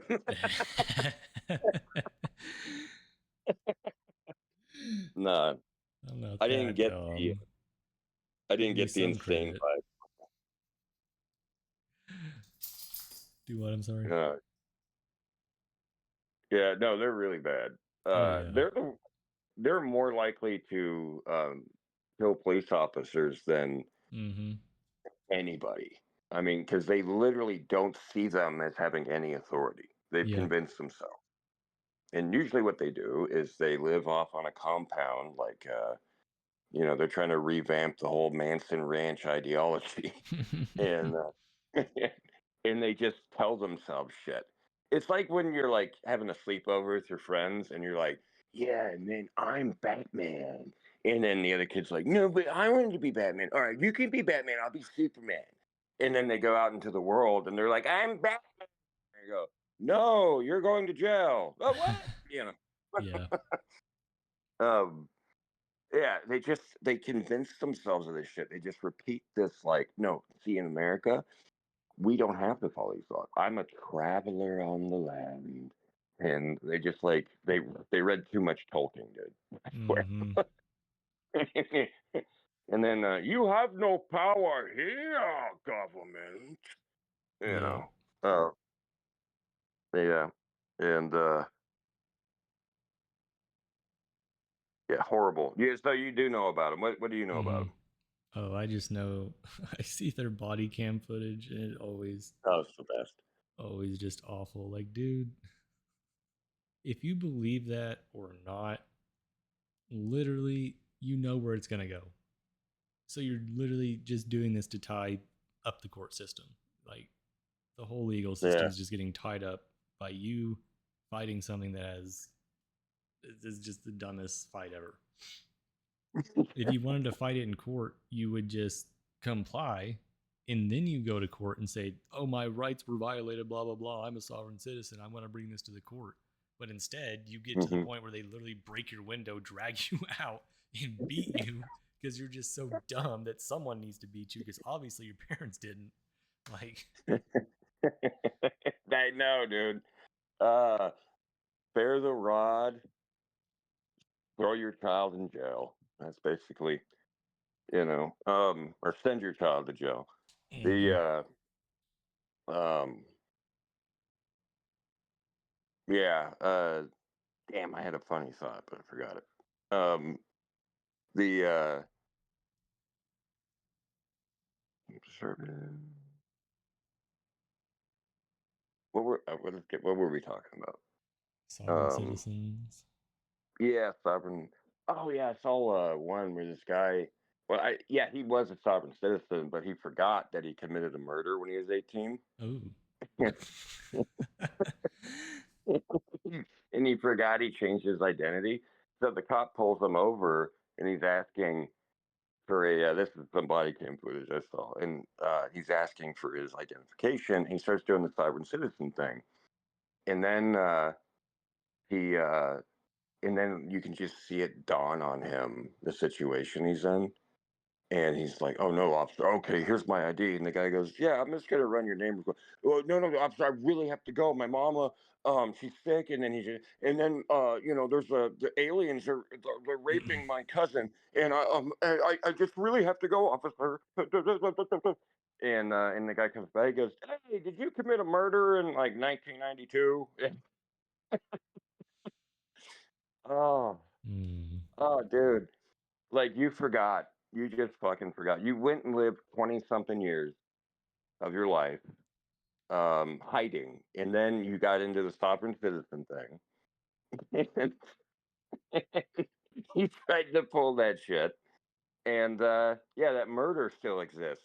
Hmm. I think the sovereign citizens think they read that book. It's like see it, believe it, achieve it. They think if they just wish hard enough that where are you from? Wakabuka land. But you're not. You're Yeah. from jail. You know. That's your new address. Fucking inmate 11994. Hmm. Um yeah, I love that uh Richard uh Richard Pryor joke.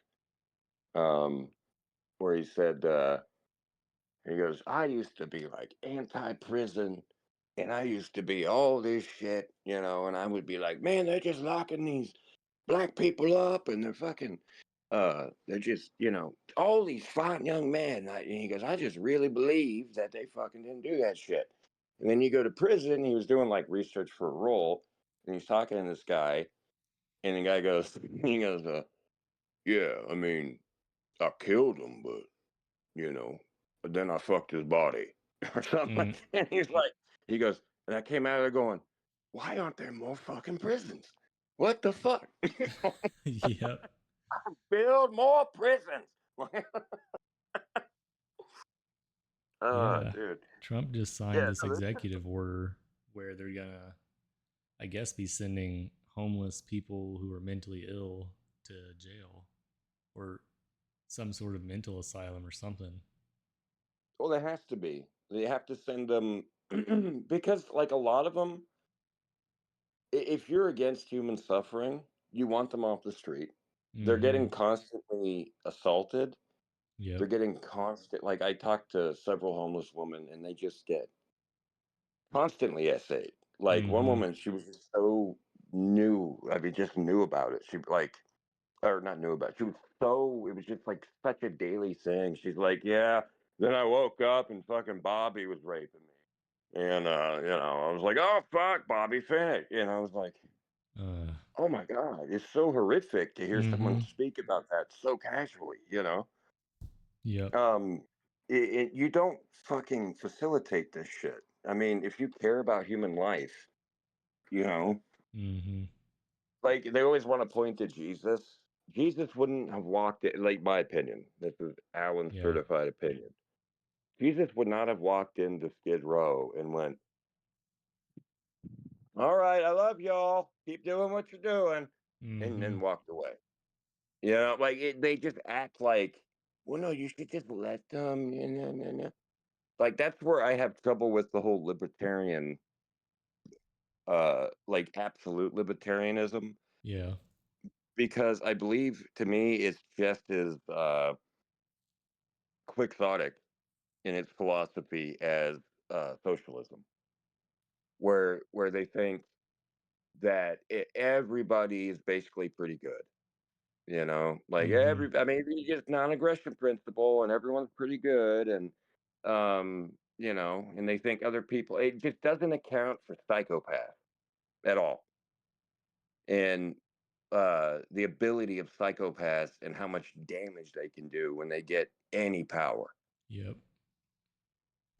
Um, there was this guy in he was from I think Bavaria, and he was a World War I German soldier. Um, he got kind of injured, and he tried to lead this revolt in in Germany in like the 30s. He got arrested, and he went and wrote this book that was like big seller. It's kind of anti-Semitic, and then he started just going giving these speeches, and he rose through the ranks, and then he took over the country, and he declared war on the whole fucking world, dude. Mm. You know, Yeah. and the fuck was his name? Uh, Mm. no, yeah, the guy that leftists say they just invoke all the time, Yep. um, like it's some kind of I don't even know. Like they must realize it's just not effective. You think? Um, like they're really making him look good if you call someone Hitler Hmm. for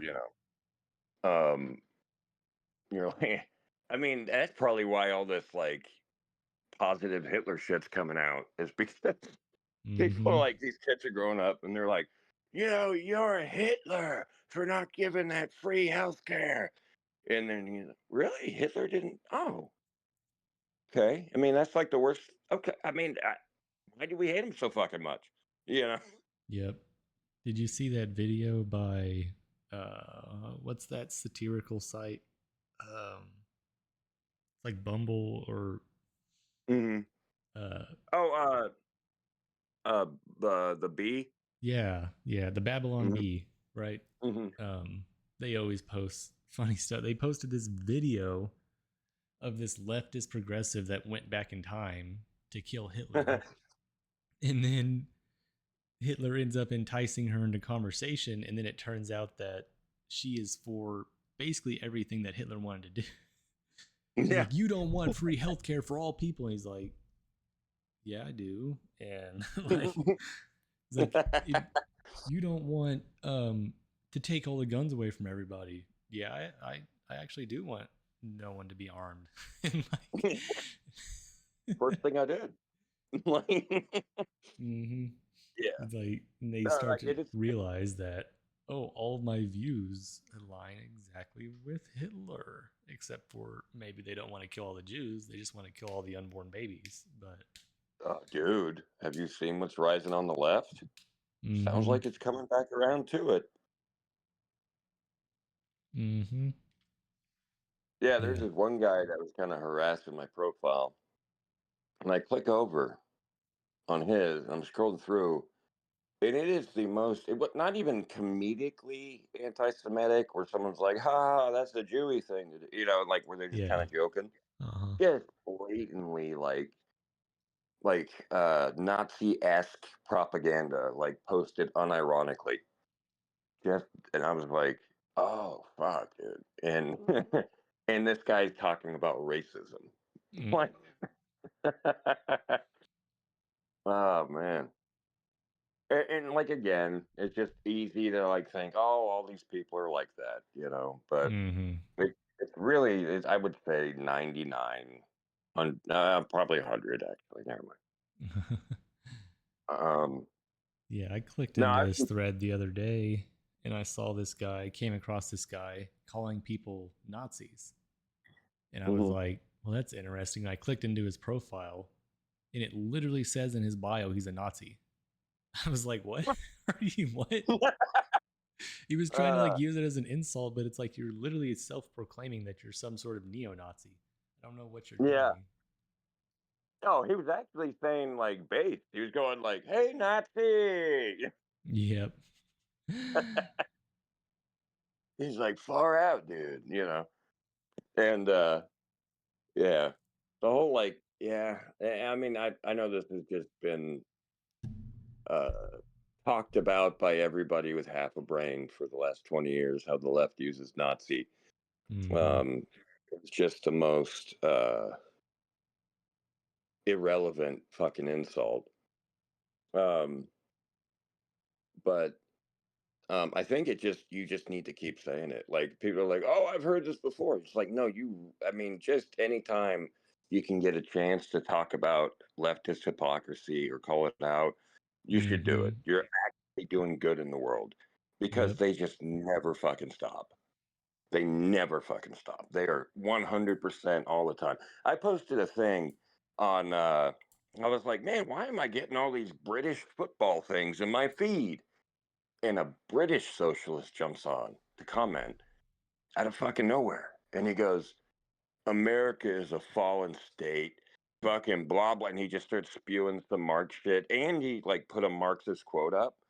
And I thought, dude, you've realized you're brainwashed? I said, why am I getting all this British soccer, football in my feed, all these highlights and shit? And you came in with socialism, dude. Like that is where your mind is all the time. You know, Yep. that's all they fucking think about. And so, like, calling it out, um, I feel like it's the best thing to do. I'm not talking about like getting into the argument, getting into the weeds with them.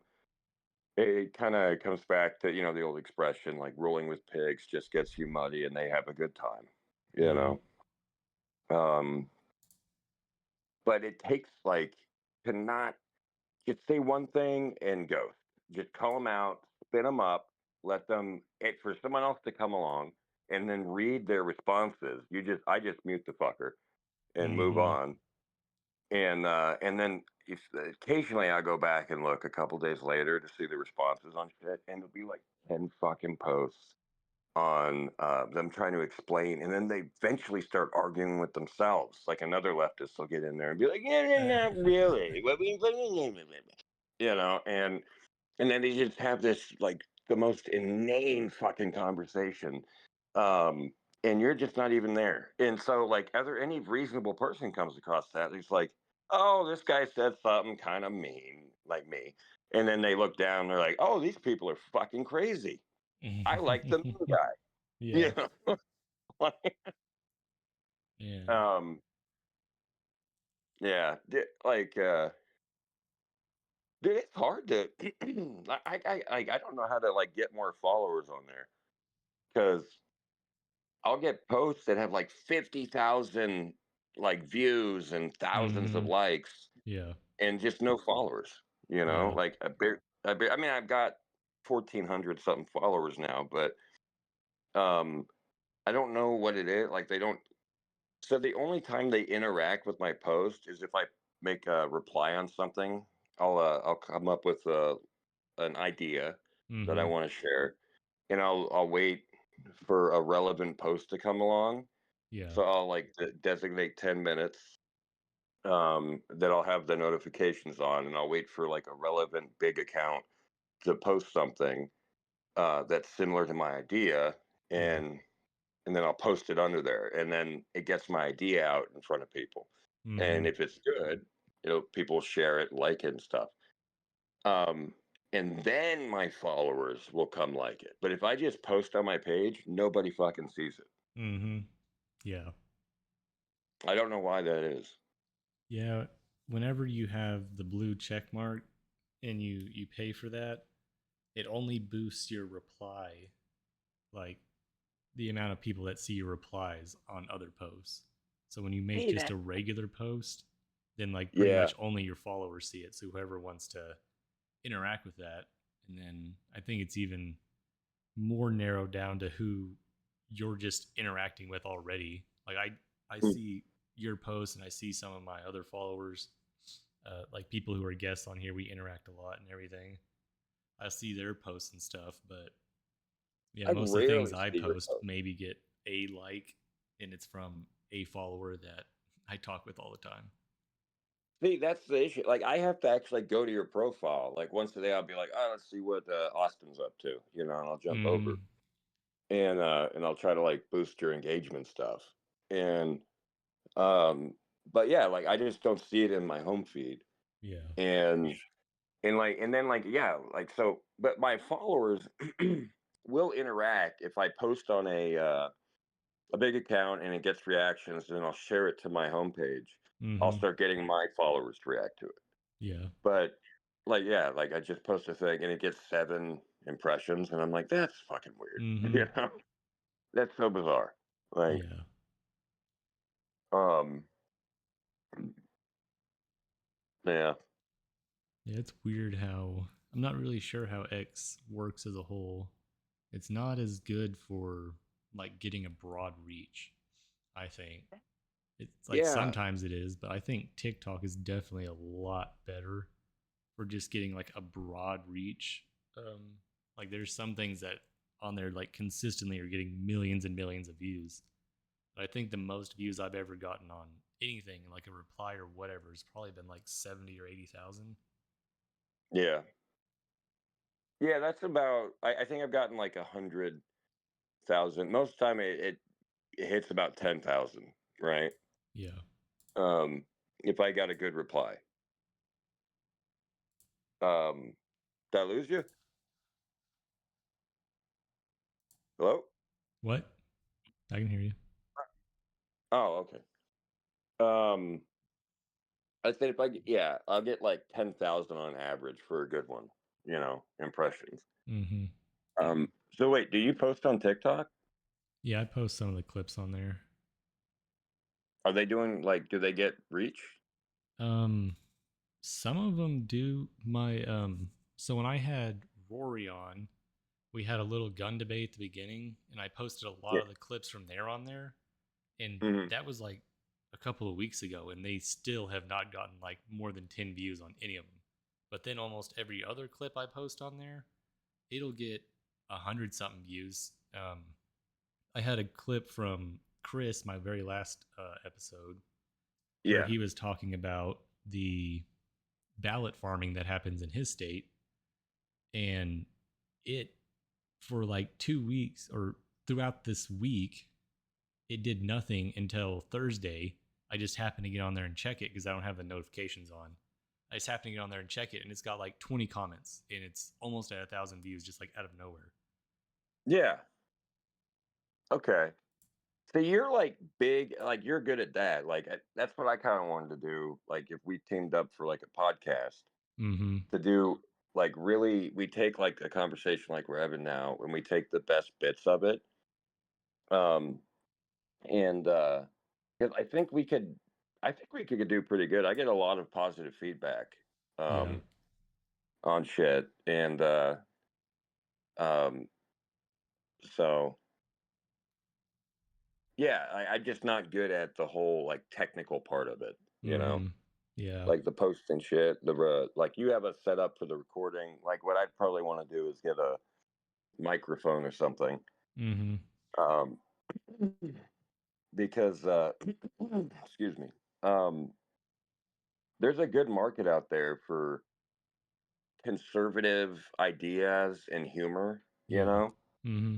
And I feel like we're both big readers.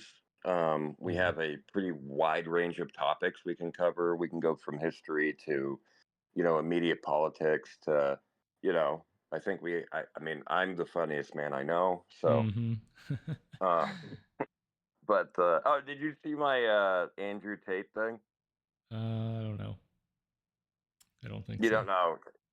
Yeah, I felt like that one was pretty good. It got flagged like 4 times. Wow. Um, and I had to like edit it, which I don't get because it's a satire. I'm making fun of Andrew Tate, Mm-hmm.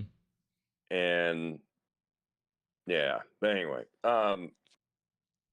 yeah, but like the editing shit, dude. I just have a hard time with like knowing how long to make videos, like, Mm-hmm. um, because I'll just like create shit constantly. I just constantly fucking write, and then I'm like, okay, where is the interesting bit, you know? Yeah. Yeah. And how do we get that in front of people? Mm-hmm. Yeah, I can see that. Yeah. Yeah, I just been getting back to my writing, and I'm about to start a big project, and it's going to be kind of with my buddy Chris. We talk about it all the time. We're collaborating a lot of stuff between his show and mine right now, but yeah, it's just like how do you get it in front of the right people, Yeah. and is it actually as good as you think it is? Yeah. I mean, it'll tell you quick. I've gotten a lot better at not getting my feelings hurt over that Yeah. shit. Mm-hmm. Um, like there's one thing like when a leftist will come on and they see another post and they can't attack it, so they'll just come on and like attack, something that you would post that's like more sincere maybe. Mm-hmm. And they'll be like, "Fuck you, I got you now," and like I'm like, okay, that doesn't bother me, like, Mm-hmm. um, but like real criticism is valuable. Like Yes. if somebody takes the time to read it and they go, "Okay, man, like right here, it just didn't grab me," or this, I didn't understand that. That's the one thing I run into a lot is all uh, convolute an idea to the point that it's just cryptic for no fucking reason. Yeah. And people will be like, "I just don't get it," and I'm like, "Okay." I mean, then I'll or simplify it, Mm-hmm. and it seems to get much better reaction, Yeah. because I'll post shit and I'm constantly deleting it, and uh, tweaking it. I kind of use it as uh, my measuring stick. Yeah. Um, Yeah, no, that was just something I'd be interested in, like Mm-hmm. doing like a team up. But it sounds like you're pretty busy with your buddy Chris. Yeah. Um, well, unless you guys want to like all three do something. Yeah. I don't know. Chris is very busy with his. He's basically has two podcasts. He's trying to like he has the Just Between Us podcast. You can find it on Spotify and Apple, YouTube, Rumble. And you can find him on X at JBU_show. But Mm. so, and then he has another podcast called the American Militia Project, which you can find on X at militia_project. And so he's trying to like end the Just Between Us show, but then get into this American Militia Project idea he has. He wants to bring the militia back in America. So Oh, he's in wait, not between like in a those. sovereign way, right? Do what? Not in a sovereign citizen-y way, right? No. No. Yeah. Yeah, I've noticed I've seen a lot of like militia groups on X and they're black militias, which I just Mm, you know, I didn't know was a thing. And then they just turns out to be super fucking racist. Um, yeah. they're basically the Klan without the hoods Mm-hmm. and being white. Yeah. Um, uh, which is fun. Mm-hmm. Yeah, maybe like well, have Chris hit me up, and Okay. I'll try to do his podcast if he's Mm-hmm. interested, Yeah, he or if might. he He needs. once he moves to the militia project, which I hope I'm not telling anything he doesn't want other people to know, but once he Mm, moves to the militia project, he wants to start doing more of what I'm kind of doing, but his direct focus is going to be on his idea that he has because he just believes the Second Amendment. Everyone kind of gets conflated on the fact that it's our right to own a firearm, but right, it seems like the liberals are usually the only ones that point out the militia part. But the Second Amendment is also about our right to form militias to hold back tyranny, and that's why it says a well-regulated militia. Because, and of course, well-regulated back then meant like well-trained. So it's really right, just as a whole trying to get people to be more American the way our founding fathers envisioned us: self governance, self reliance, and well armed and well trained. right. I mean, there's the issue I have with that would be like I just like the black militias guerrilla groups Mm-hmm. growing up, Yeah. and they're beholden to no. That usually spin off fucking sovereign citizen groups like nobody's business. Yeah. Um, and and then you see them, and it doesn't make the fucking news, which is really weird. But they'll like stop fucking cars, like a bunch of armed dudes, and Mm-hmm. it looks like something out of the Middle East, Yeah. and be like, "What you coming this way for?" And it's like, "What the fuck?" I Yeah. mean, we're gonna have like, I'm just picturing a different type of militia coming across their militia, and we just have a fucking, uh, Southern Sudan gunfight Oh right in the yeah. fucking road of Pennsylvania. Mm-hmm. Like the Hatfields and the McCoys. Yeah, well, yeah, I mean, even we're like, yeah, yeah, yeah. When you think about it, the Hatfields and McCoys had child soldiers, which is something Mm-hmm. Yeah, that was. I watched that documentary on Netflix and really got a full understanding of what was going on there. yeah, And they do.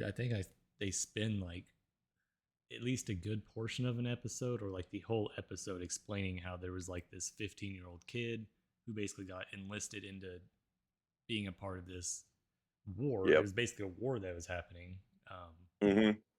and how he tragically died and everything. So Well, yeah, yeah. what I think's interesting about the Hatfield and McCoy situation is the well, I mean, Huckleberry Finn even covers that, if you remember, part of it. When Huck comes across that, I mean, there he gives them different names and shit, but Yeah. um, it was they look at the death toll and they go, "Well, not that many people died," is kind of the argument I hear, like why it's not a big deal. Mm-hmm. And I'm thinking these were two big families. Um, And oh shit, it's Kentucky, right? I'm not mistaken that. I'm pretty sure. Yeah, yeah. And in Kentucky, and they engaged in a warfare. Like, I mean, they had their own fucking war going on right in this country, and the government didn't fucking do anything. Um, and I mean, can you imagine just living with that kind of terror? You're just like waiting for them to fucking come by and shoot up your fucking house. Mm-hmm. Dude, it's so similar to fucking like modern gang warfare in Los Yeah. Angeles. Mm-hmm. Like, um, did you see that like one clip where all those guys are hanging out on the porch and there's just a drive-by cut on the Ring doorbell? Yeah. Yeah.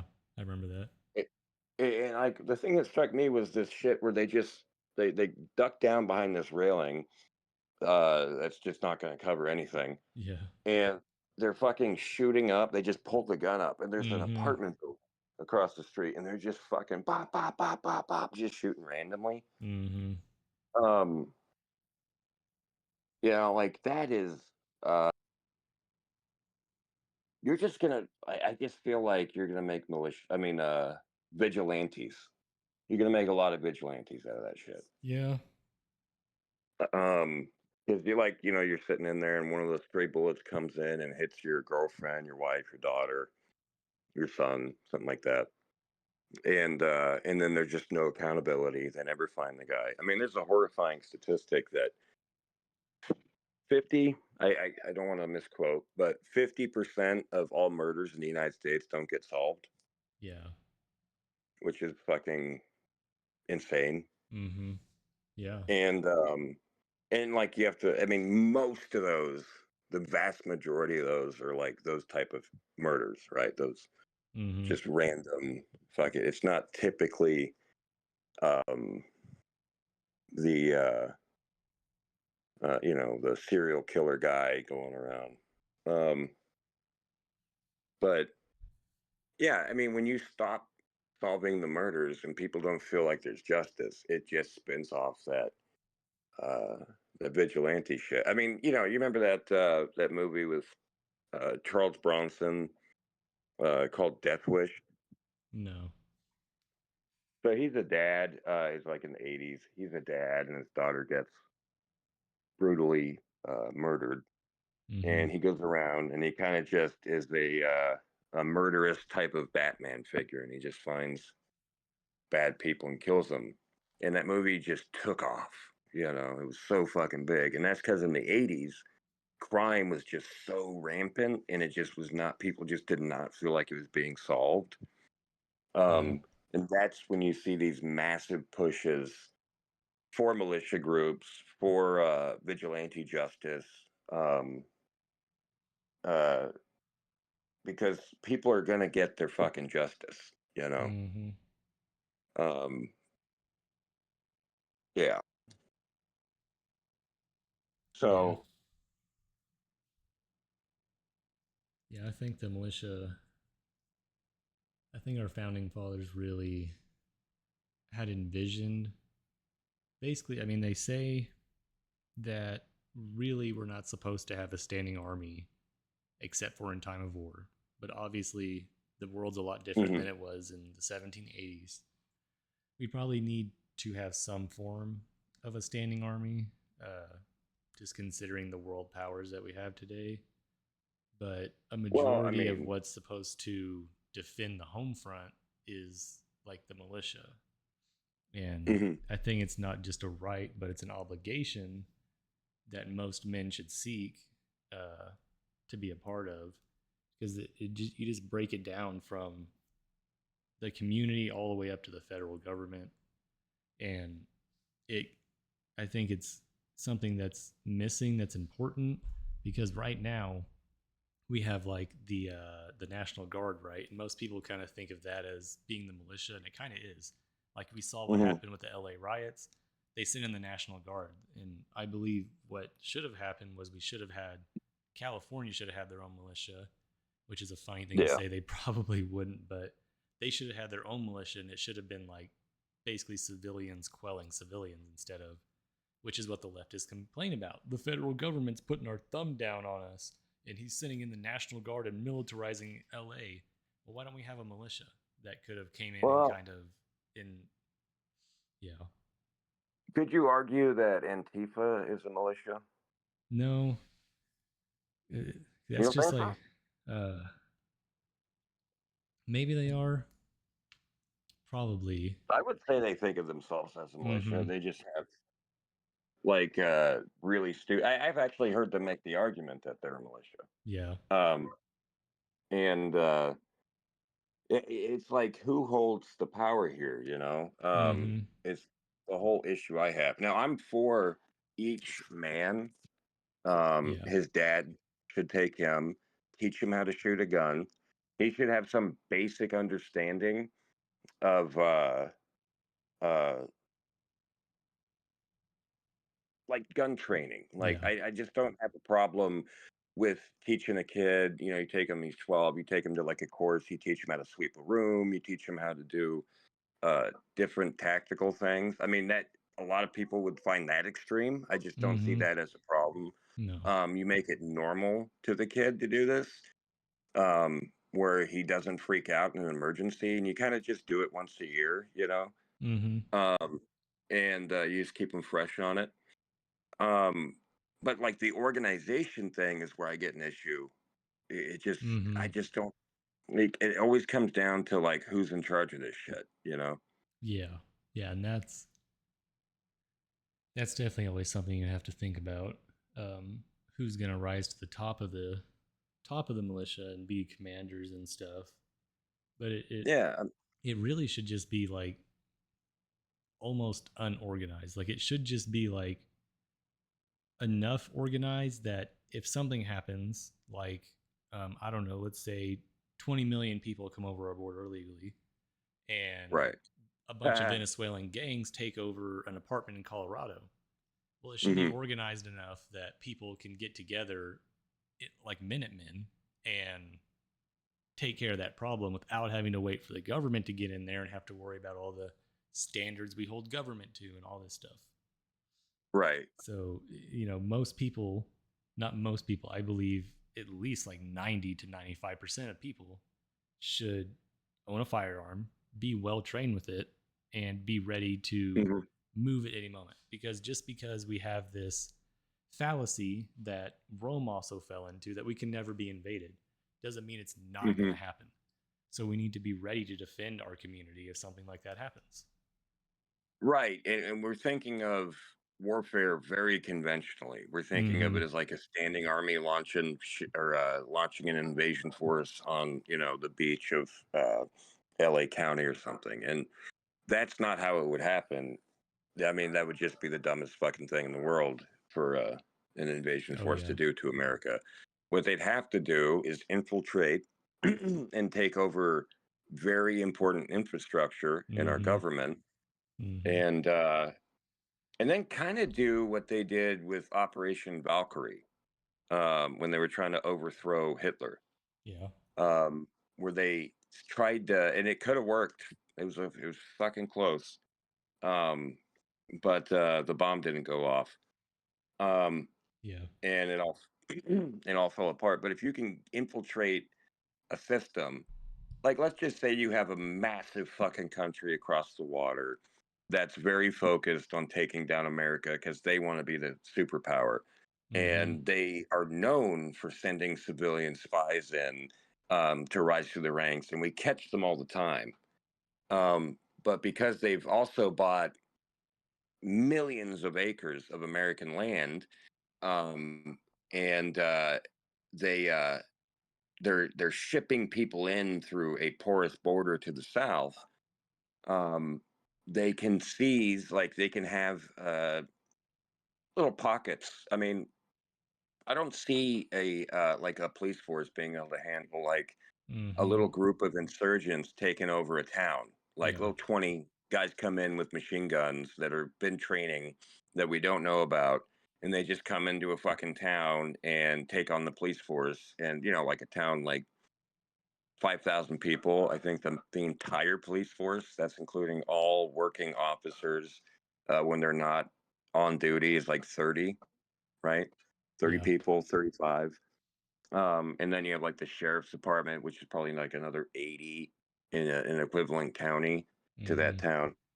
Um, you got 30 guys that come in that do a targeted attack. There's just no fucking response to that immediately. And if you have these pockets all over the country, um, that's the way you would do it. You would cause massive panic, and then Yep. if you could, you would set off an EMP in major cities to cause even more panic to shut down the power. Mm-hmm. Um, and so I guess in a way I'm with you on the every average. I mean, I've always believed that the Yeah. average man should have a gun. Yep. Um, but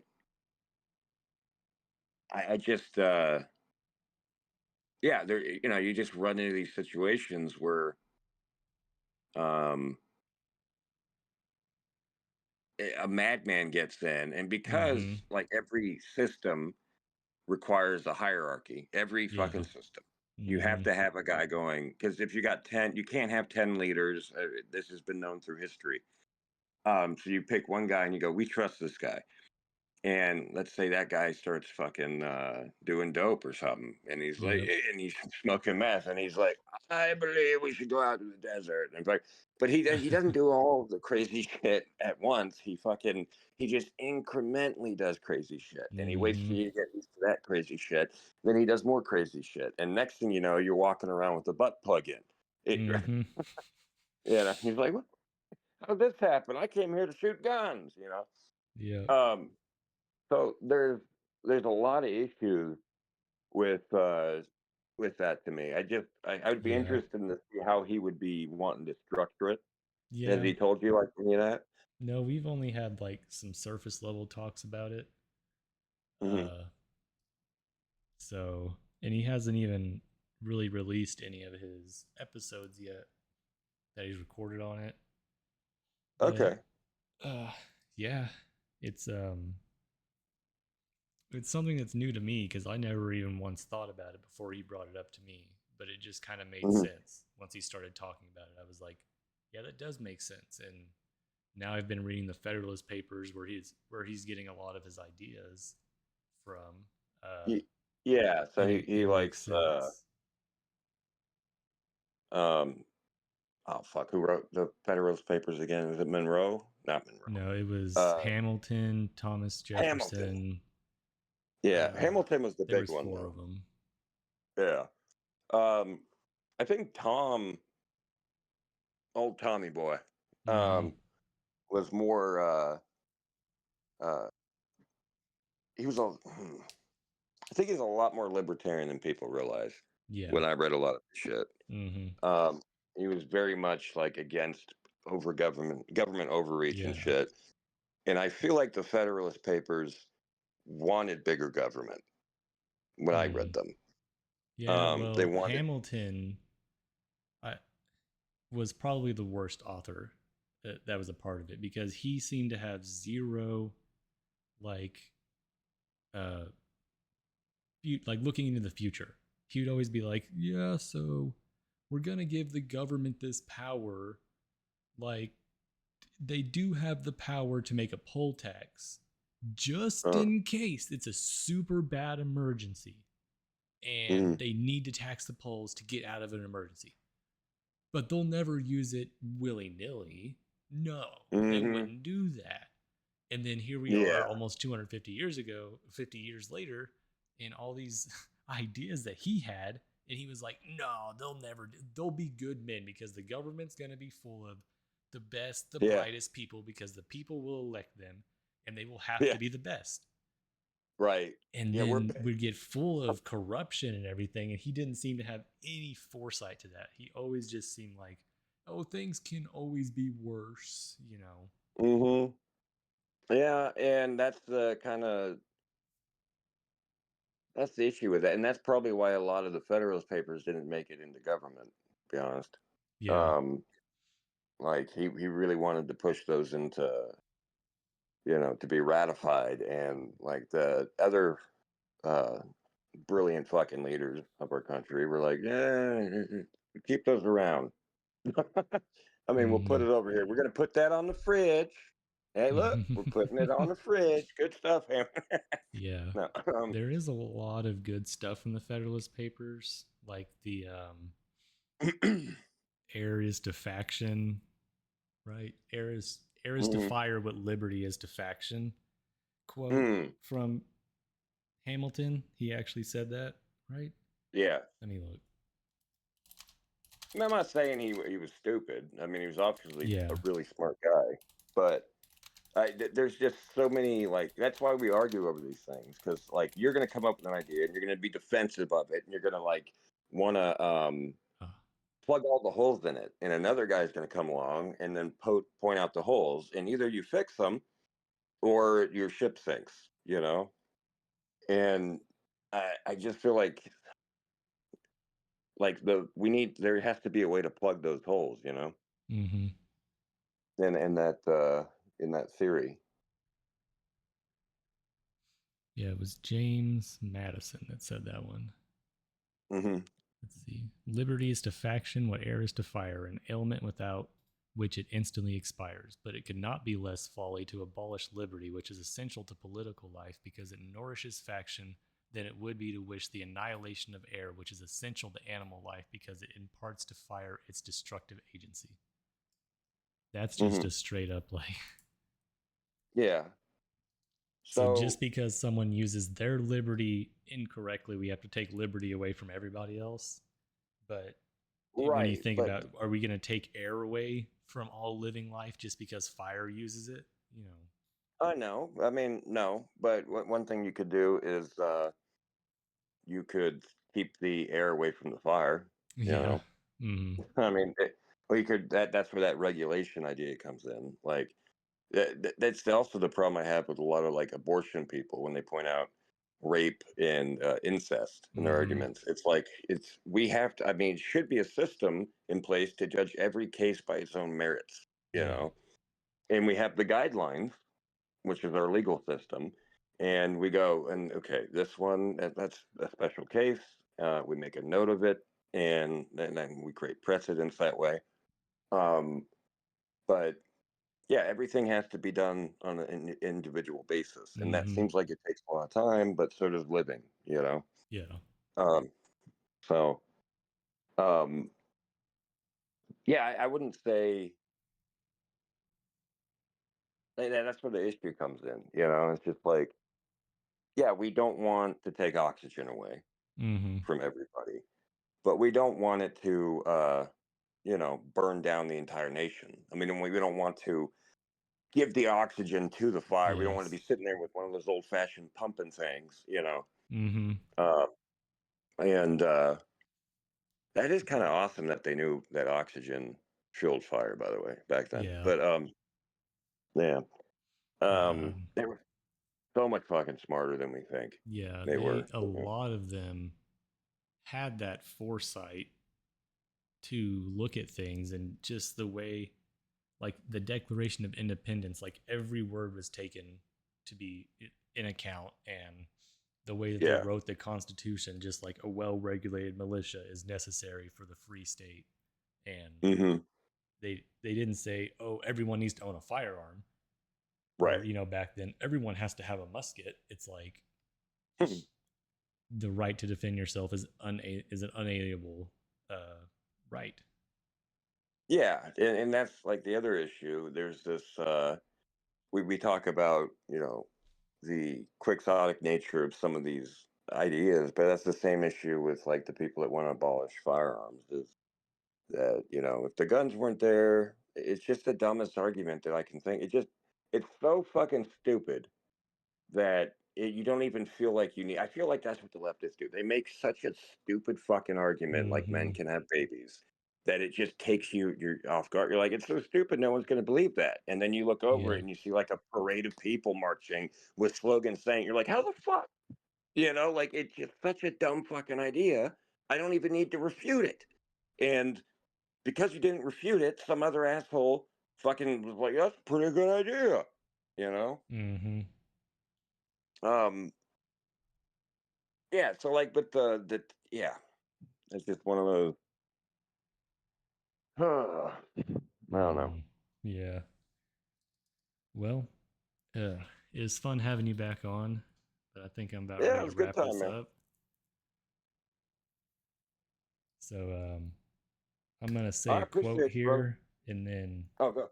we'll kind of wrap up fully. So it serves always to distract the public councils and enfeeble the public administration. It agitates the community with ill founded jealousies and false alarms. Kindness to animosity of one part against another foments occasionally riot and insurrection. It opens the door to foreign influence and corruption, which finds a facilitated access to the government itself through the channels of party passions. An excerpt from George Washington's farewell address in 1796. I like that guy. Yeah, he's a really cool guy. I'll give it to him. Hmm. He should have been president. Yeah, no, he's yeah, yeah. I like that. That's a good thing to end on. Yeah. So thanks for tuning in, guys. And thanks again, Alan, for coming out and through everything you've got going on. It was nice to talk to you, man. All right, appreciate you, brother. All right.